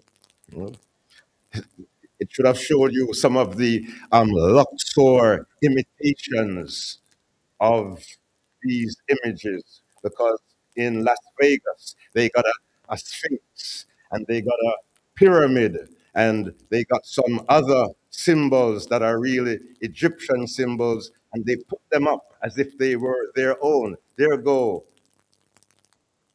the Las Vegas pyramid, which is a copy of these Karnak temple obelisks, or Queen Hatshepsut, one of the great queens of Egypt, her obelisk.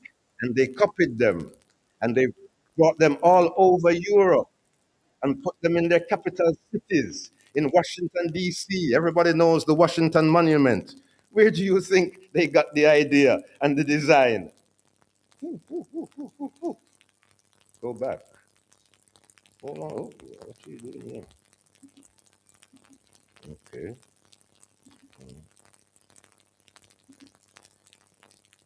So on the Potomac River in Washington, D.C., and all over Washington, D.C., you'll see symbols and signs, if you can recognize them, that show you that they got their layout plan from some people in dark, distant, dark Africa, they called it. But how dark are we? They say imitation is the best form of flattery. You call us dumb and dark, but everything we did, you tried to do and claim that you authored it and originated it. What kind of, usually when people steal your identity, they do it one person at a time. This was a nationwide, race-wide stealing of our identity. They stole the identity of a people, not just a person. And up to now, we haven't reclaimed our identity. Black History Month is supposed to give us the ammunition to know what happened so that we can reclaim what is legally, lawfully, historically ours, if we only knew. Because we have stamped advanced cultures all over Africa. Manu Mutapa down in southern Africa, the University of Timbuktu, and it used to tell people, go to Timbuktu, because it's like the end of the earth, the farthest place away. But if you go to Timbuktu, you can find the University of Sankore with one of the greatest libraries at the time. So we have been in the forefront of civilization and culture all along until hundreds of years later now, leaving from Egypt, coming up closer now, when they brought us enslaved. We weren't slaves, but they enslaved us and brought us. In the first place, they brought slaves from actually Iberia, which was Spain, the Moors from North Africa. captured Spain in about 700 AD, built a lot of castles, and they were into science and astronomy and medicine, and that whole scientific and intellectual uprising that led Spain and Portugal to start the exploration of the world. It was the black people from North Africa who laid the foundation for that. And when Ferdinand and Isabella, you remember them? When they sent out Christopher Columbus, the Italian explorer, they started now to have a war with the Moors. So you hear about Blackamoor. When you hear Moor, it means black. Blackamoor, Moors. They had a war with the Moors to win Portugal and Spain in what was then Iberia. And the white Christian nations of Aragon, it was what? Aragon, and what was the other one? Isabella, it was Castile, I believe, and Aragon were the principalities who achieved dominance. And when they captured some of the Moors, they were the first African black people shipped off to the Caribbean, right here to Haiti and the what became the Dominican Republic. But now in modern times, you know, they took us away. Every time I hear the crack of a whip, my blood runs cold. I remember on the slave ships how they brutalized our very soul. And today they say we are free. No, we're still shackled and chained in all kinds of poverty. Now, Willie Lynch, a plantation owner from Barbados, where are you going? Was sailing down the James River in America, and he saw slaves hanging on trees because they love to hang us. And he says, what a waste of an investment. There has to be a better way of handling these people rather than just destroying them, because you're destroying your investment. We paid good money for every little black nigger slave and little black nigger slave girl, you see. We had to pay good money, and you're going to just hang them the first thing they do? There has to be a better way. And his better way was what they call now Willie Lynchism. Find everything that can divide them. Tall from short, fat from thin, black from little brown, who live down there, from who live up here. And so it has been up to now. We have perpetuated this Willie Lynchism ourselves now. That is the tribalism and self-hate and colorism that too often thrives amongst our communities. But this is centuries of ingrained propaganda has resulted in this kind of thing. You know, go research Willie Lynch too and what he did. He did an awful thing to our mentality and our brain. And Black History Month, African Awareness Month again, is an effort to counteract that Willie Lynchism.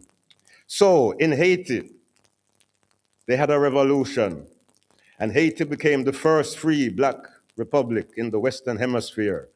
When France was under Napoleon, the great general, and these little black folks in Haiti defeated the great French army, drove them out of Haiti, and they assumed control, and they were really afraid that maybe France comes back. So this you're looking at now is called La Citadelle. To me, it's the eighth wonder of the world, because the masonry of this thing here is just overwhelming. And this was built by African black people, not by anybody else. And this is on a mountaintop, like how Newcastle is up on a hill, and it can see out to sea. And it would take you days coming overland to get to them. This place is the same. At the bottom of that hill we just saw is this palace of Sanssouci, which was a whole garrison at the bottom. You'd have to beat them at the bottom of this hill at the Sanssouci Palace, destroyed in an earthquake in the late 1800s. But it's a wondrous architectural place, as you can see. And after you beat them at the bottom of this hill, then you got to go up the hill. This is before there were helicopters and aeroplanes, so you got to do it by foot.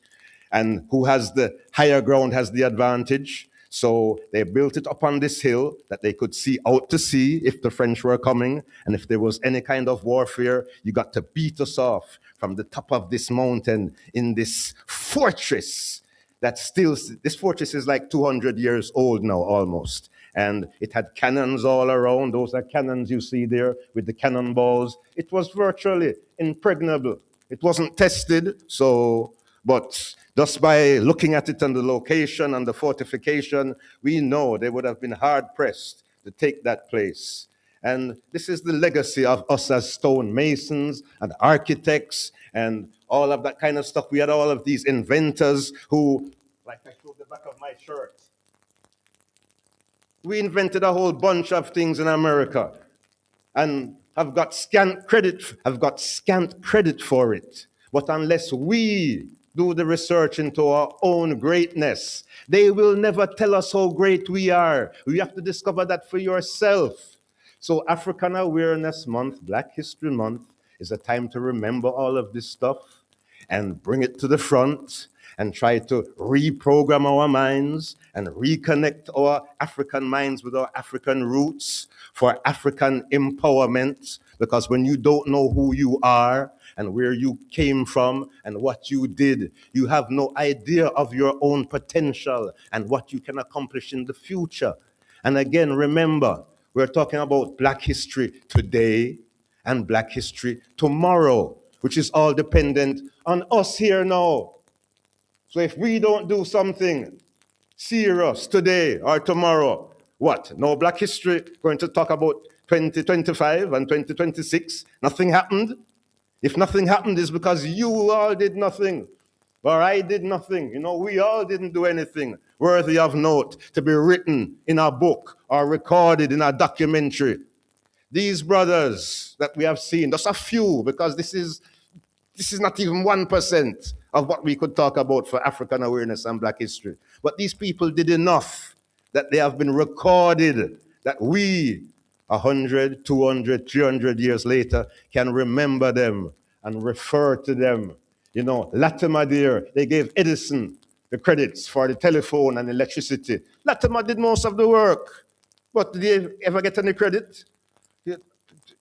Benjamin Banneker designed the farmer's almanac that a lot of us used to use as farmers, even here in Jamaica. His Banneker started from when was he designed Washington, D.C. You hear about the real McCoy? McCoy made a pump for the steam engines them to keep them lubricated and moving. When they used the imitations, they broke down. So people said, hey, we want the real McCoy, the one made by Elijah McCoy, the black man. So people, there's a lot to our history and culture, and if you don't dig it up, they're never going to tell you. And I'm out of time, so I'm going to stop.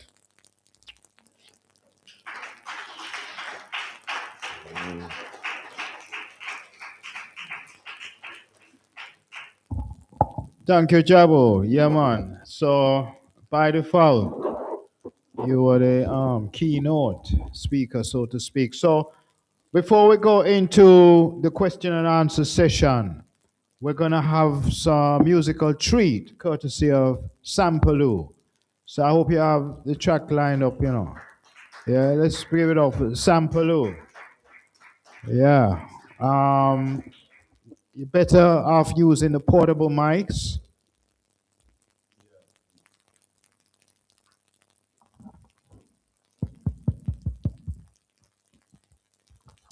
Yes, greetings. Before I go in anything musical, I want to say I am really impressed for what these gentlemen have put together. The only disappointment for me is to not seeing this room filled with people. You know what I mean? Say again? Well, to me it is. You know what I mean? Because we want the moment to be recognized by everyone. You know what I mean? So as much as we can put this thing out in terms of what Mr. Bennett has done, we want it to be for the next year. It's supposed to be very successful. We need to see this room filled with people. Very quickly, you say you can take a horse to the water, but you cannot force the horse to drink. So a lot of people who did know about it chose to do something else or another activity they thought would be of more interest. That's just the reality, you know? But having said that, those people who took the time out to come Yes, we appreciate that. And I'm sure that they got some information of use from at least one of the presentations. So the reality is it's a choice that people make, of their own fruition, but volition. So it's one of those realities. But anyway, what people don't get to catch in real time, that's why also we have it recorded. Maybe down the road they will discover the recording and say, whoa, this is a gem. Why wasn't I there? What happened? You never know. But anyway, Sampalo, at your time now, you're going to give us something special. I know that. So at your time. Thank you. Anyone to trust?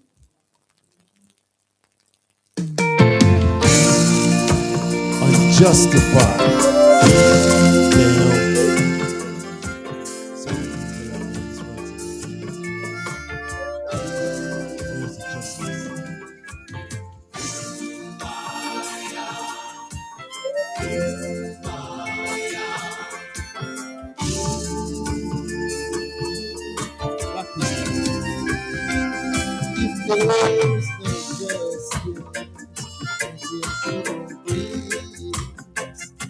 The cost of living sounds of the poor man's reach.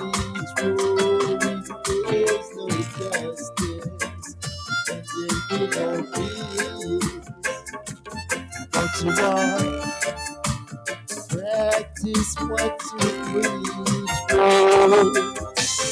All this ignorant within a daily treated cause we're black. But what we seek is equal rights and justice. Now is the time to change. To rearrange. Now is the time to change. We demand simple right to coexist. So if there's no justice, there's no peace. Don't you want practice what you preach? For if there's no peace, because the living sounds of the poor man's reach. If they don't have it to the then it's a point of you to the greatest. What was in the dark has surely come to light. So now we see the evidence of the and every heart black and white, some join to fight. So now is the time. This is the time. This is the time. For things to rearrange. Now is the time. This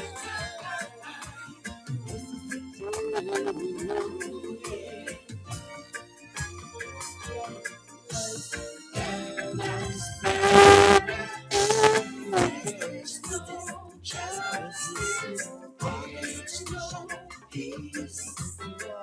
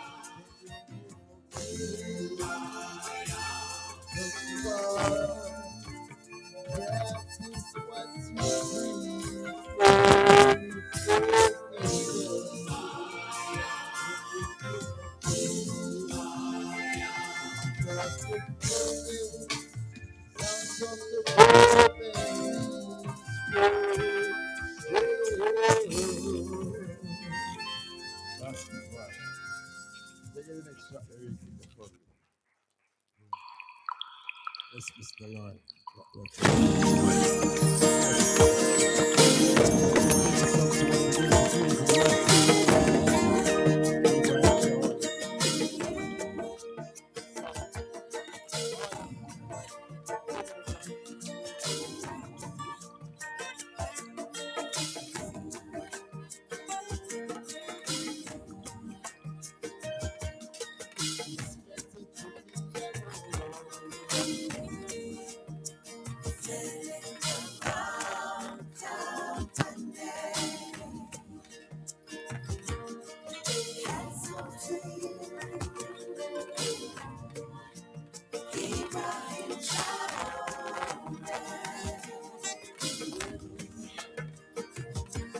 It's better to be alone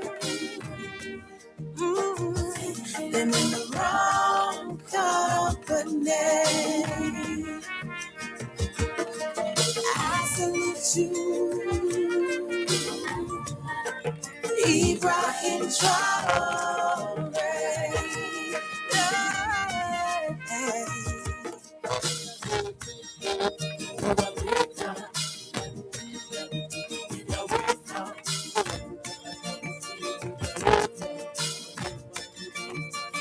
So let's pay homage to Sankara, a son of the sun. He was a freedom fighter, yeah. He was a liberator, yeah. He was a freedom fighter.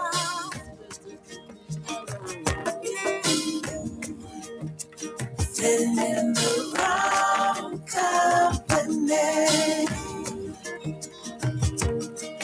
Hats off to you, Ibrahim Traore. Ooh, it's better to be alone than in the wrong company. Hey, I salute you, Ibrahim Traore. Yeah.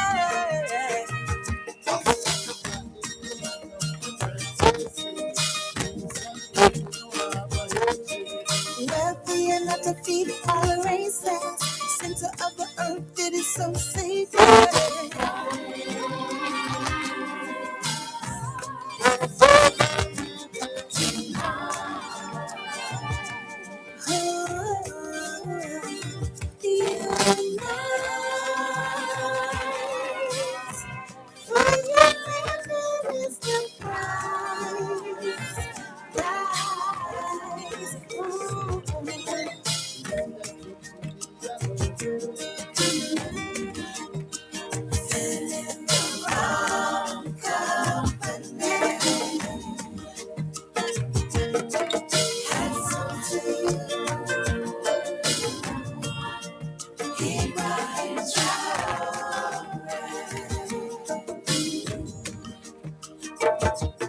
It's better to be alone than in the wrong company. I salute you,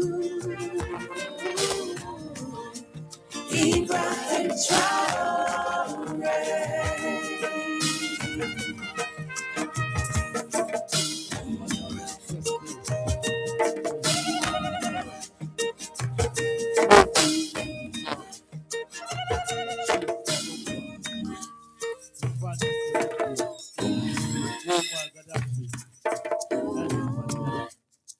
Marcus North Freedom Fighters.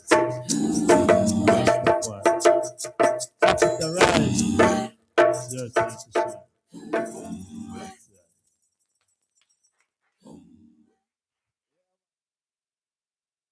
Yeah, man, let's give him one other clap. Another round of applause. Stampaloo. Yeah, man. Great vibes. Great Great vibration. So I'm going to ask the panelists them for just seat themselves up here at the head table, and we do a short question and answer, and then we are going to wrap up, you know? But I want to give thanks for the record for those who took the time out to turn up. There are a lot of competing events, as we had mentioned before. You have Wiki. Yes, I give thanks again for joining us here on iYard Radio. This has been the second in the series of a special 100th anniversary commemorative Black History Month panel session. Yeah, at this time we do have our questions and answers segment. But again, thank you all for joining us today for the discussion. Saying give thanks to the UWI Faculty of Social Science, Sociology, Psychology, and Social Work, and also for the UNIA in presenting this event, a two-part series event here on iYard Radio, the community online radio. Wanted to broach this issue of black history, because no matter what people say, I'm going to put it out there that we as a people, as African people, we need to know our history. We really need to rise to the greatness that we once had, because my perspective is we have fallen from that level of greatness when we were the rulers of this planet, when we created the basis of civilization for other races to follow. So now we become the followers. We're following what the Chinese are doing. We're trying to, India comes up with an invention. We're following them. No, we should be the progenitors. We should be the architects, right? We got to get back in the driving seat. That's what I'm saying in short. All right. So, any order? Well, I'm going to check people's hands and try and see what the order is. We only have about 10 minutes or so to play with, so it's got to be quick and snappy. All right. So,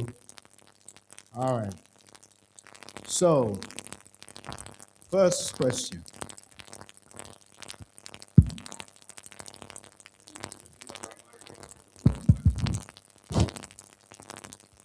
Here I was thinking I was loud enough.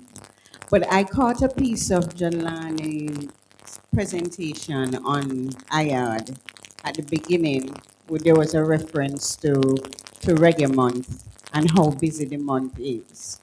I'm curious because both you and Jahlani, Dr. Barnett and Dr. Niaah, are a part of the Reparations Council. I'm very curious about your own education agenda as part of the Reparations Council when it comes to Black history and the reparation agenda, and how the opportunities, given the noise of Reggae Month, I think Reggae Month has gone global and it has drawn, it's an amplifier now. How do you use that? How do you incorporate that? And how do you take Black history conversations beyond this month that is already noisy? Well, good question. I let the panelists, but what I would say briefly is I essentially teach Black history in the classroom, right? Because I do an African diaspora studies class and sociology and race, and deliberately so, because that's here, right here at UA, right? Because I see it as important, and I founded those courses so that I could teach it. It's not just no accidental, because I am passionate about that. So let the record know that. So anyway, let me let my compatriots say something. Yeah, give thanks. I can't answer that question quickly because I know we're here because of Black History Month, but I think a part of our decolonization process has not adequately looked at history itself. Even the conversation among I and I, his story versus I story, I think is critical for what is a methodology and an approach to writing history and thinking of what history represents.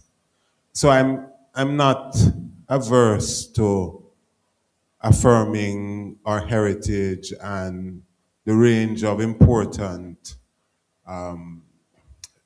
advances we need to be able to stand on a foundation that can take us forward. But I'm very critical of what and just to quickly say, we were doing Caribbean history for years, but still not decolonizing the mind of Caribbean history students. The idea of sugar and slavery and a certain kind of representation of our relation to the happening in the world, the events of the world, how we are positioned as slaves and rebels and, without ideology, frivolous and being blown by the whim and fancy of the people whose archives we represent or we use for this history. So I'm saying there's a project where history is overrated as a discipline. And I'm talking about as a colonial discipline. I'm not talking about as a value. And that has to be a part of the project as well. So the short answer is a part of what I do when I teach is what I just described, which is try to represent a heritage that is constructive and doesn't necessarily underscore the points of, they say when lion has his own storyteller, the story of Lion Hunt will go differently. And I think that our project of self-representation needs to be more critical of that history and more constructive. We have had those kinds of systems in the past. That's what the griot and all of those people represent in our tradition. Thanks. I think that beyond the efforts that you make as a lecturer, Jahlani, or what Michael does as a lecturer, is the structural, the institutional architecture of the colonial. Because if you even look back at that notion of why is the Queen's Way still called the Queen's Way, you hear a whole bunch of stories as to the history that brought it into place and how it is difficult to dismantle this history because of how entangled the university is with that representation. And there's no political will, I think, to address that because you have a vice chancellor who is called Sir, who you can't leave the Sir out of his name, so that even the notion of being so wedded to the notion of the British.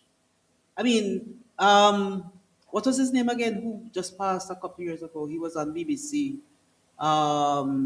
He got offered an OBE and he refused it.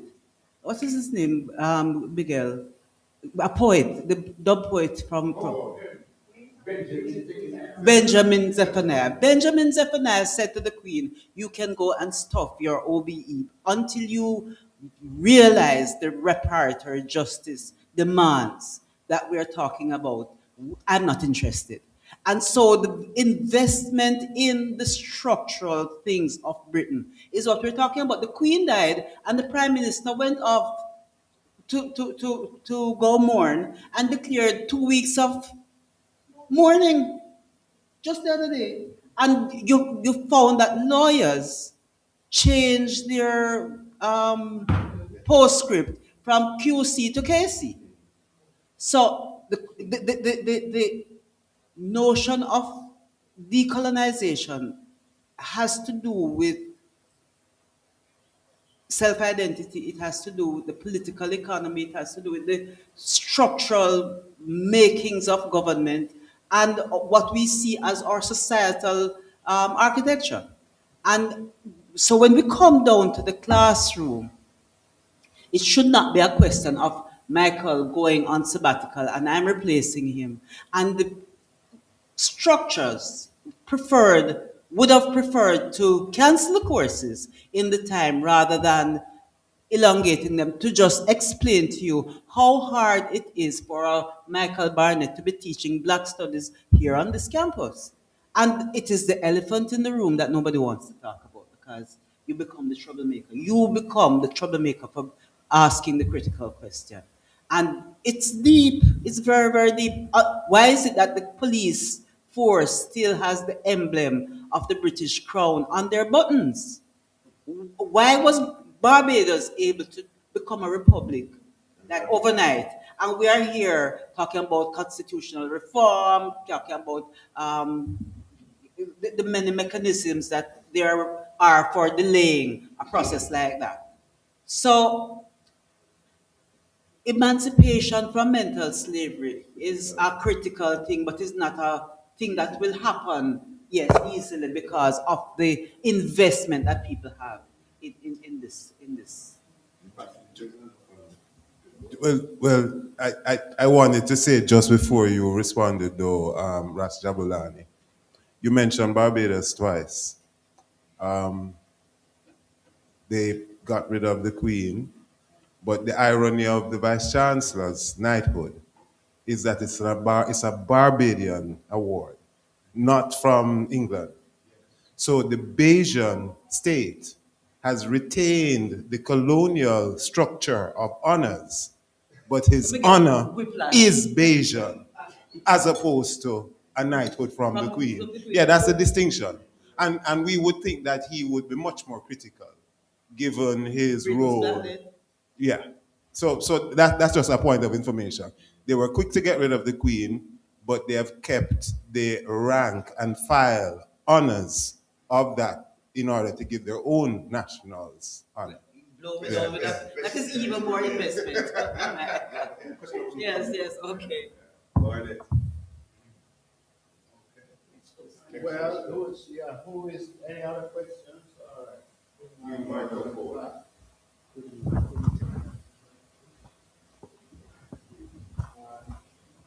just got a few minutes left, so we just take Give thanks. I think, like charity, decolonization also starts at home. The intervention. For example, my children are born in New York. My grandchildren and great-grands are born in Atlanta.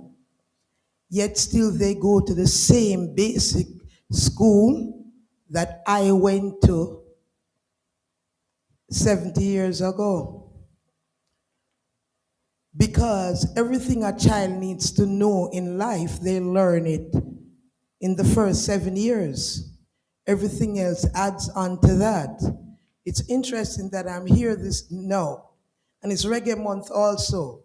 So last night, we did Rubber Dub in the Garden, 100 years of Black history with female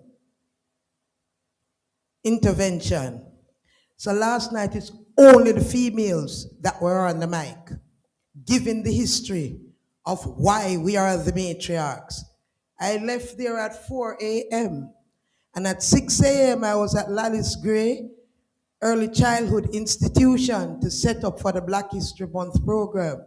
And I'm pleased to report that Brother Camus, who is taking over while you take your sabbatical, Dr. Jahlani, was there with Dr. Ashantiwa Ngidi, the founder of Africology Institute. And what are we doing? We have to also train the teachers, because I brought paper, construction paper, and gave to the school.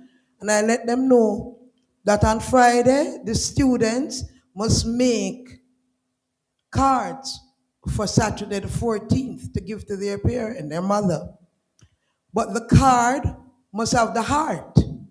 they must give them the training that that heart is our Adinkra symbol from Ghana.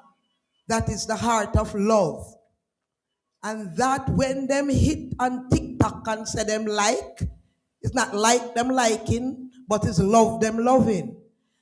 And that the Akoma card that they're going to make on Friday to give their parents on Saturday should say, be my Akoma.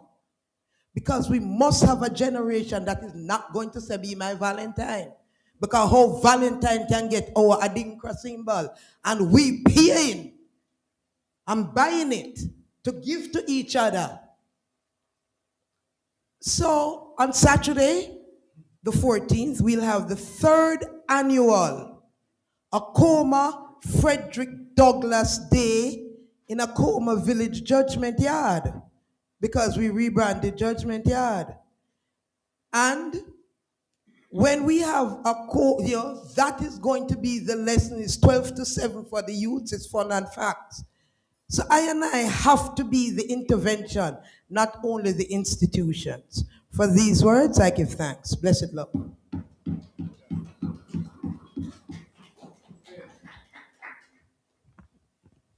All right. Yes, thanks, Queen Mother Moses. So, well, we kind of reached that stage where it's wrap-up time. As I tell people, and some don't believe me, we actually have a curfew period here at UWI. It's not well advertised, but 9 o'clock is that edgy time. That's when we release our students from the night classes, and the evening programs are advised to stop at 9. So it is what it is. But I hope, all said and done, that people got something of value, some information, some insights, and something. You have an announcement? It's not an announcement. It's a comment. It's a comment. All right. And it's because the artist actually enjoyed the performance, but when he said something about the audience, I find it very interesting that we measure success by the numbers in the room. And I just feel moved to say that rather than await an applause for things like this, if we could not leave on an applause, but just on a mission to do something further. Because I find in Reggae Month and Black History Month, most times I go to something, it's the same people you see, the ones who are already perhaps not in need of this kind of education. So what do we do to advance the agenda beyond UWI, beyond the university classroom? And so if you're going to take something from this session, your second one, where do we go with it? So I think perhaps what we can consciously say, this is our agenda, this is our education agenda, but the how that we get to the young people that you want to get to. Yes, very good point. And I know Jahlani has something to say on that one. But what I would say is that for me, curriculum change is necessary, in that we have to revisit the curriculum. There are not enough Black heroes and sheroes mentioned in the textbooks that we use. And this impacts our psyche. Because if I don't read about some great, some great task, or something that has been achievement by a Black hero or shero, then my perspective is limited. It's actually clouded in a way that I don't see my fellow Black people as accomplishing anything. So we have to look at that, because when we look at even our national heroes, let me tell you something as an educator here at UWI. Our students have next to no knowledge of our national heroes. They can list them. Huh? So you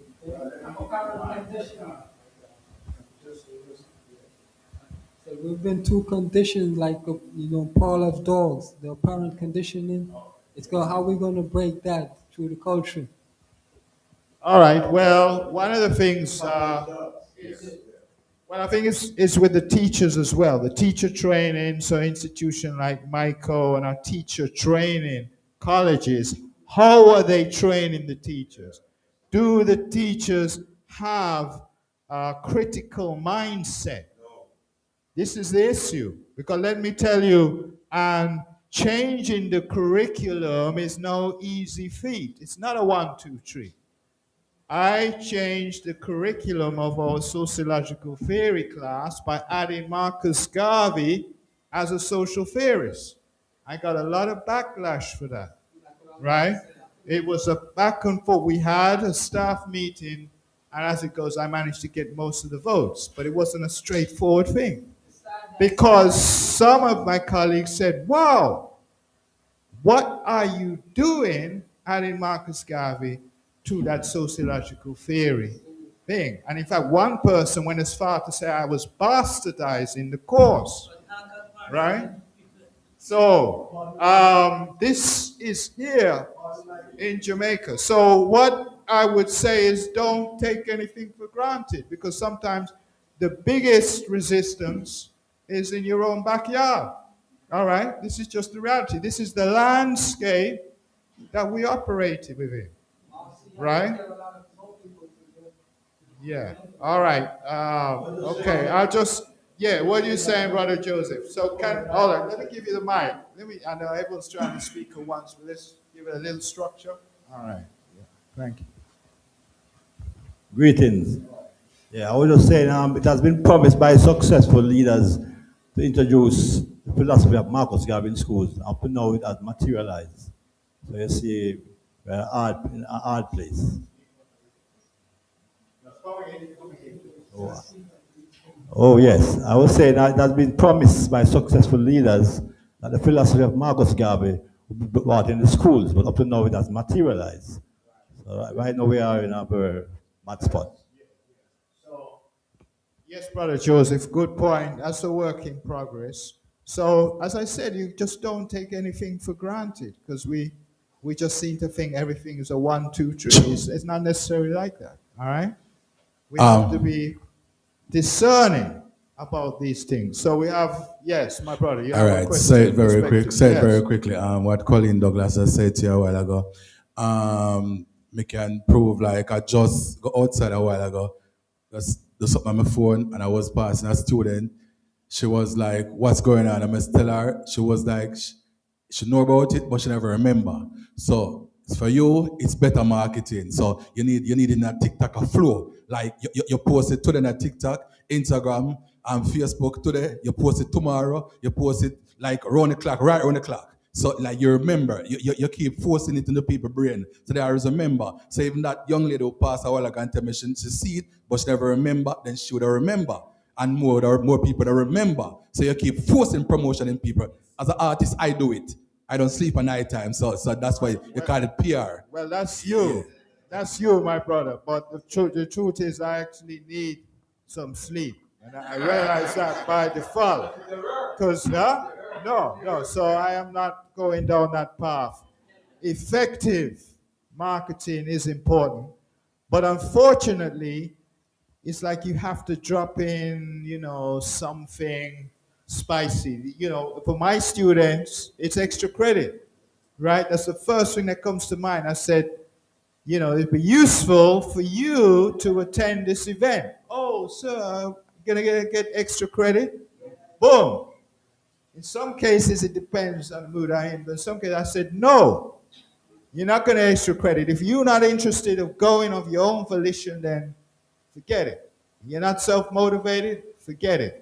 Because we got to be careful. It's like you're training a pet or whatever. Every time he does something good, you give him a little, biscuit or whatever.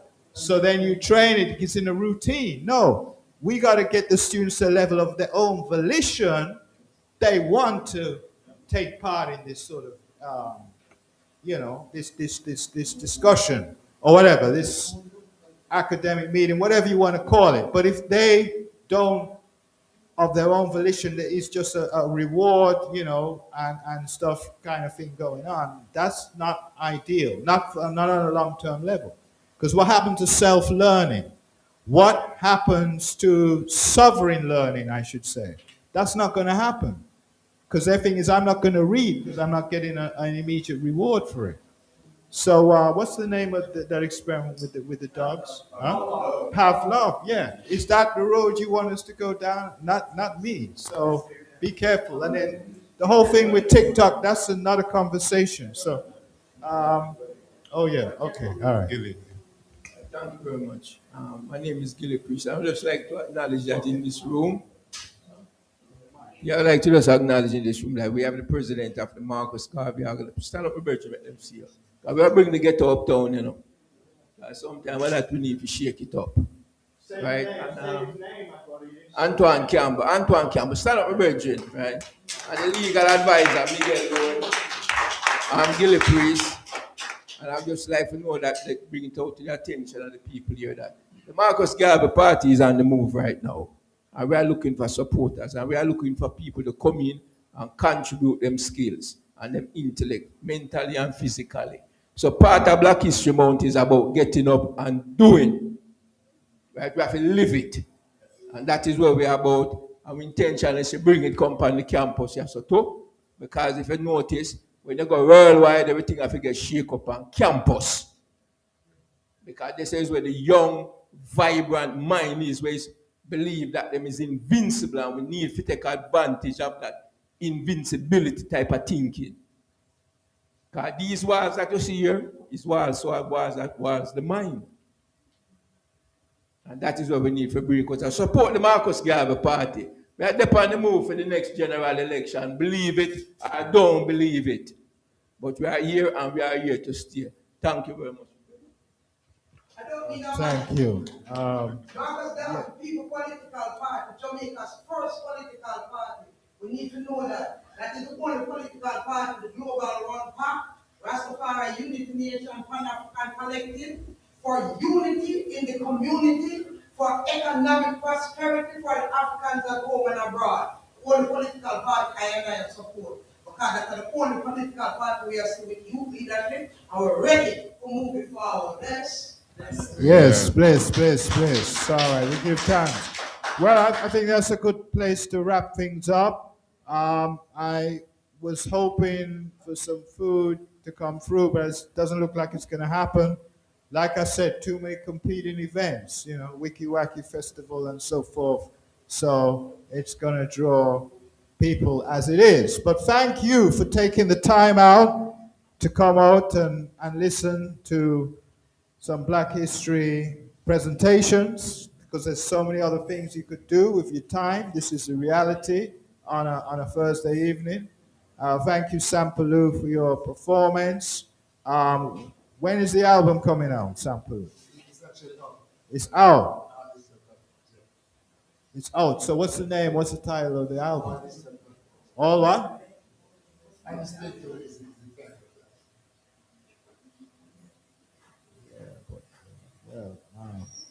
All right, so I've been told, although I wasn't directly, and I have to consult Mr. Palmer, can we get 4 more minutes? I'm told there's another person who wants to perform, although I wasn't personally consulted. But what is Mr. Palmer is the